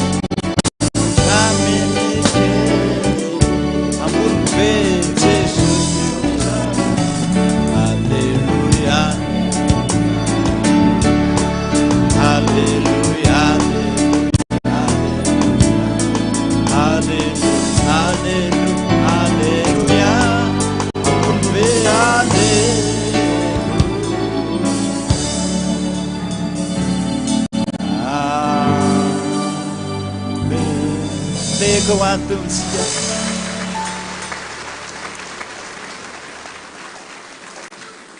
zay Jesosy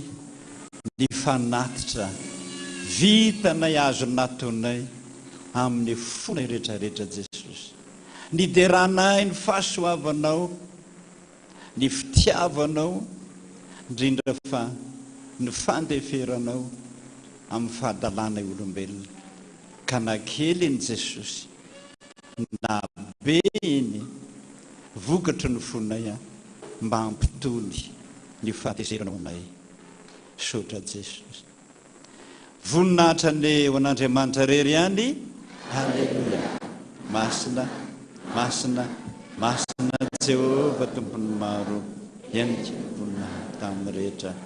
amen raisiny tsodrano ifahasoavan'i Jesosy Kristy tompontsika fitiavan'Andriamanitra raitsika ary ny firaisana amin'ny fanahy masina ho aminareo rehetra ny anio raha pitsoary mandrakizay mandra-patapitry ny fofona inareo araka ny teny tompo hoe tsy andao anao mihitsy aho na hiala aminao anao nitera anao nihaja anao ny voninahitra ry tompo amen engany kaombanao Jesosy andininy voalohany ihany manangatanana daholo tsika sady za mitsodrano anareo nareo mitsodrano anay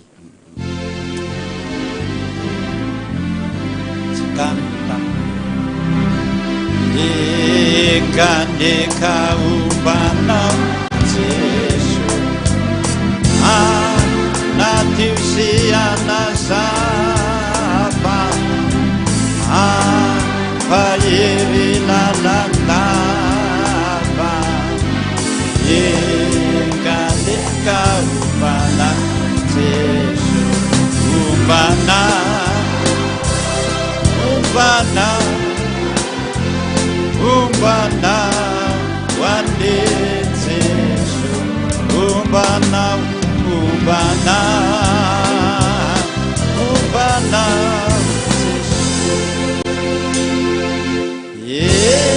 enganeka ombana sotra Jesosy ho tanteraka tokoa zany amin'ny anarana ray sy ny zanaka ary ny fanahy masina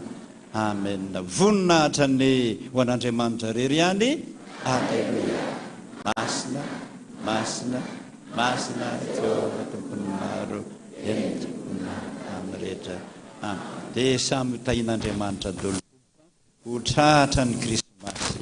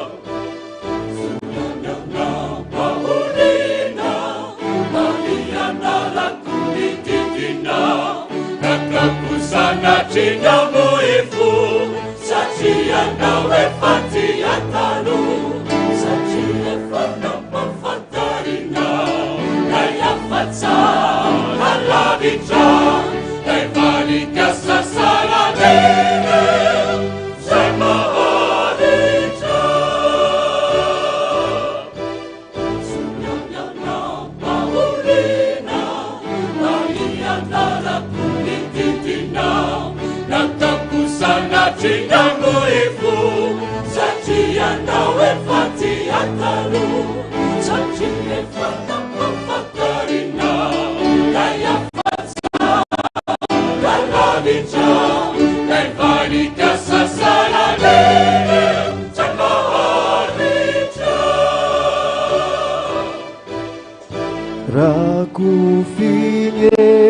Rakufinyerini fanay masinaw andusitray refakapanay hananaku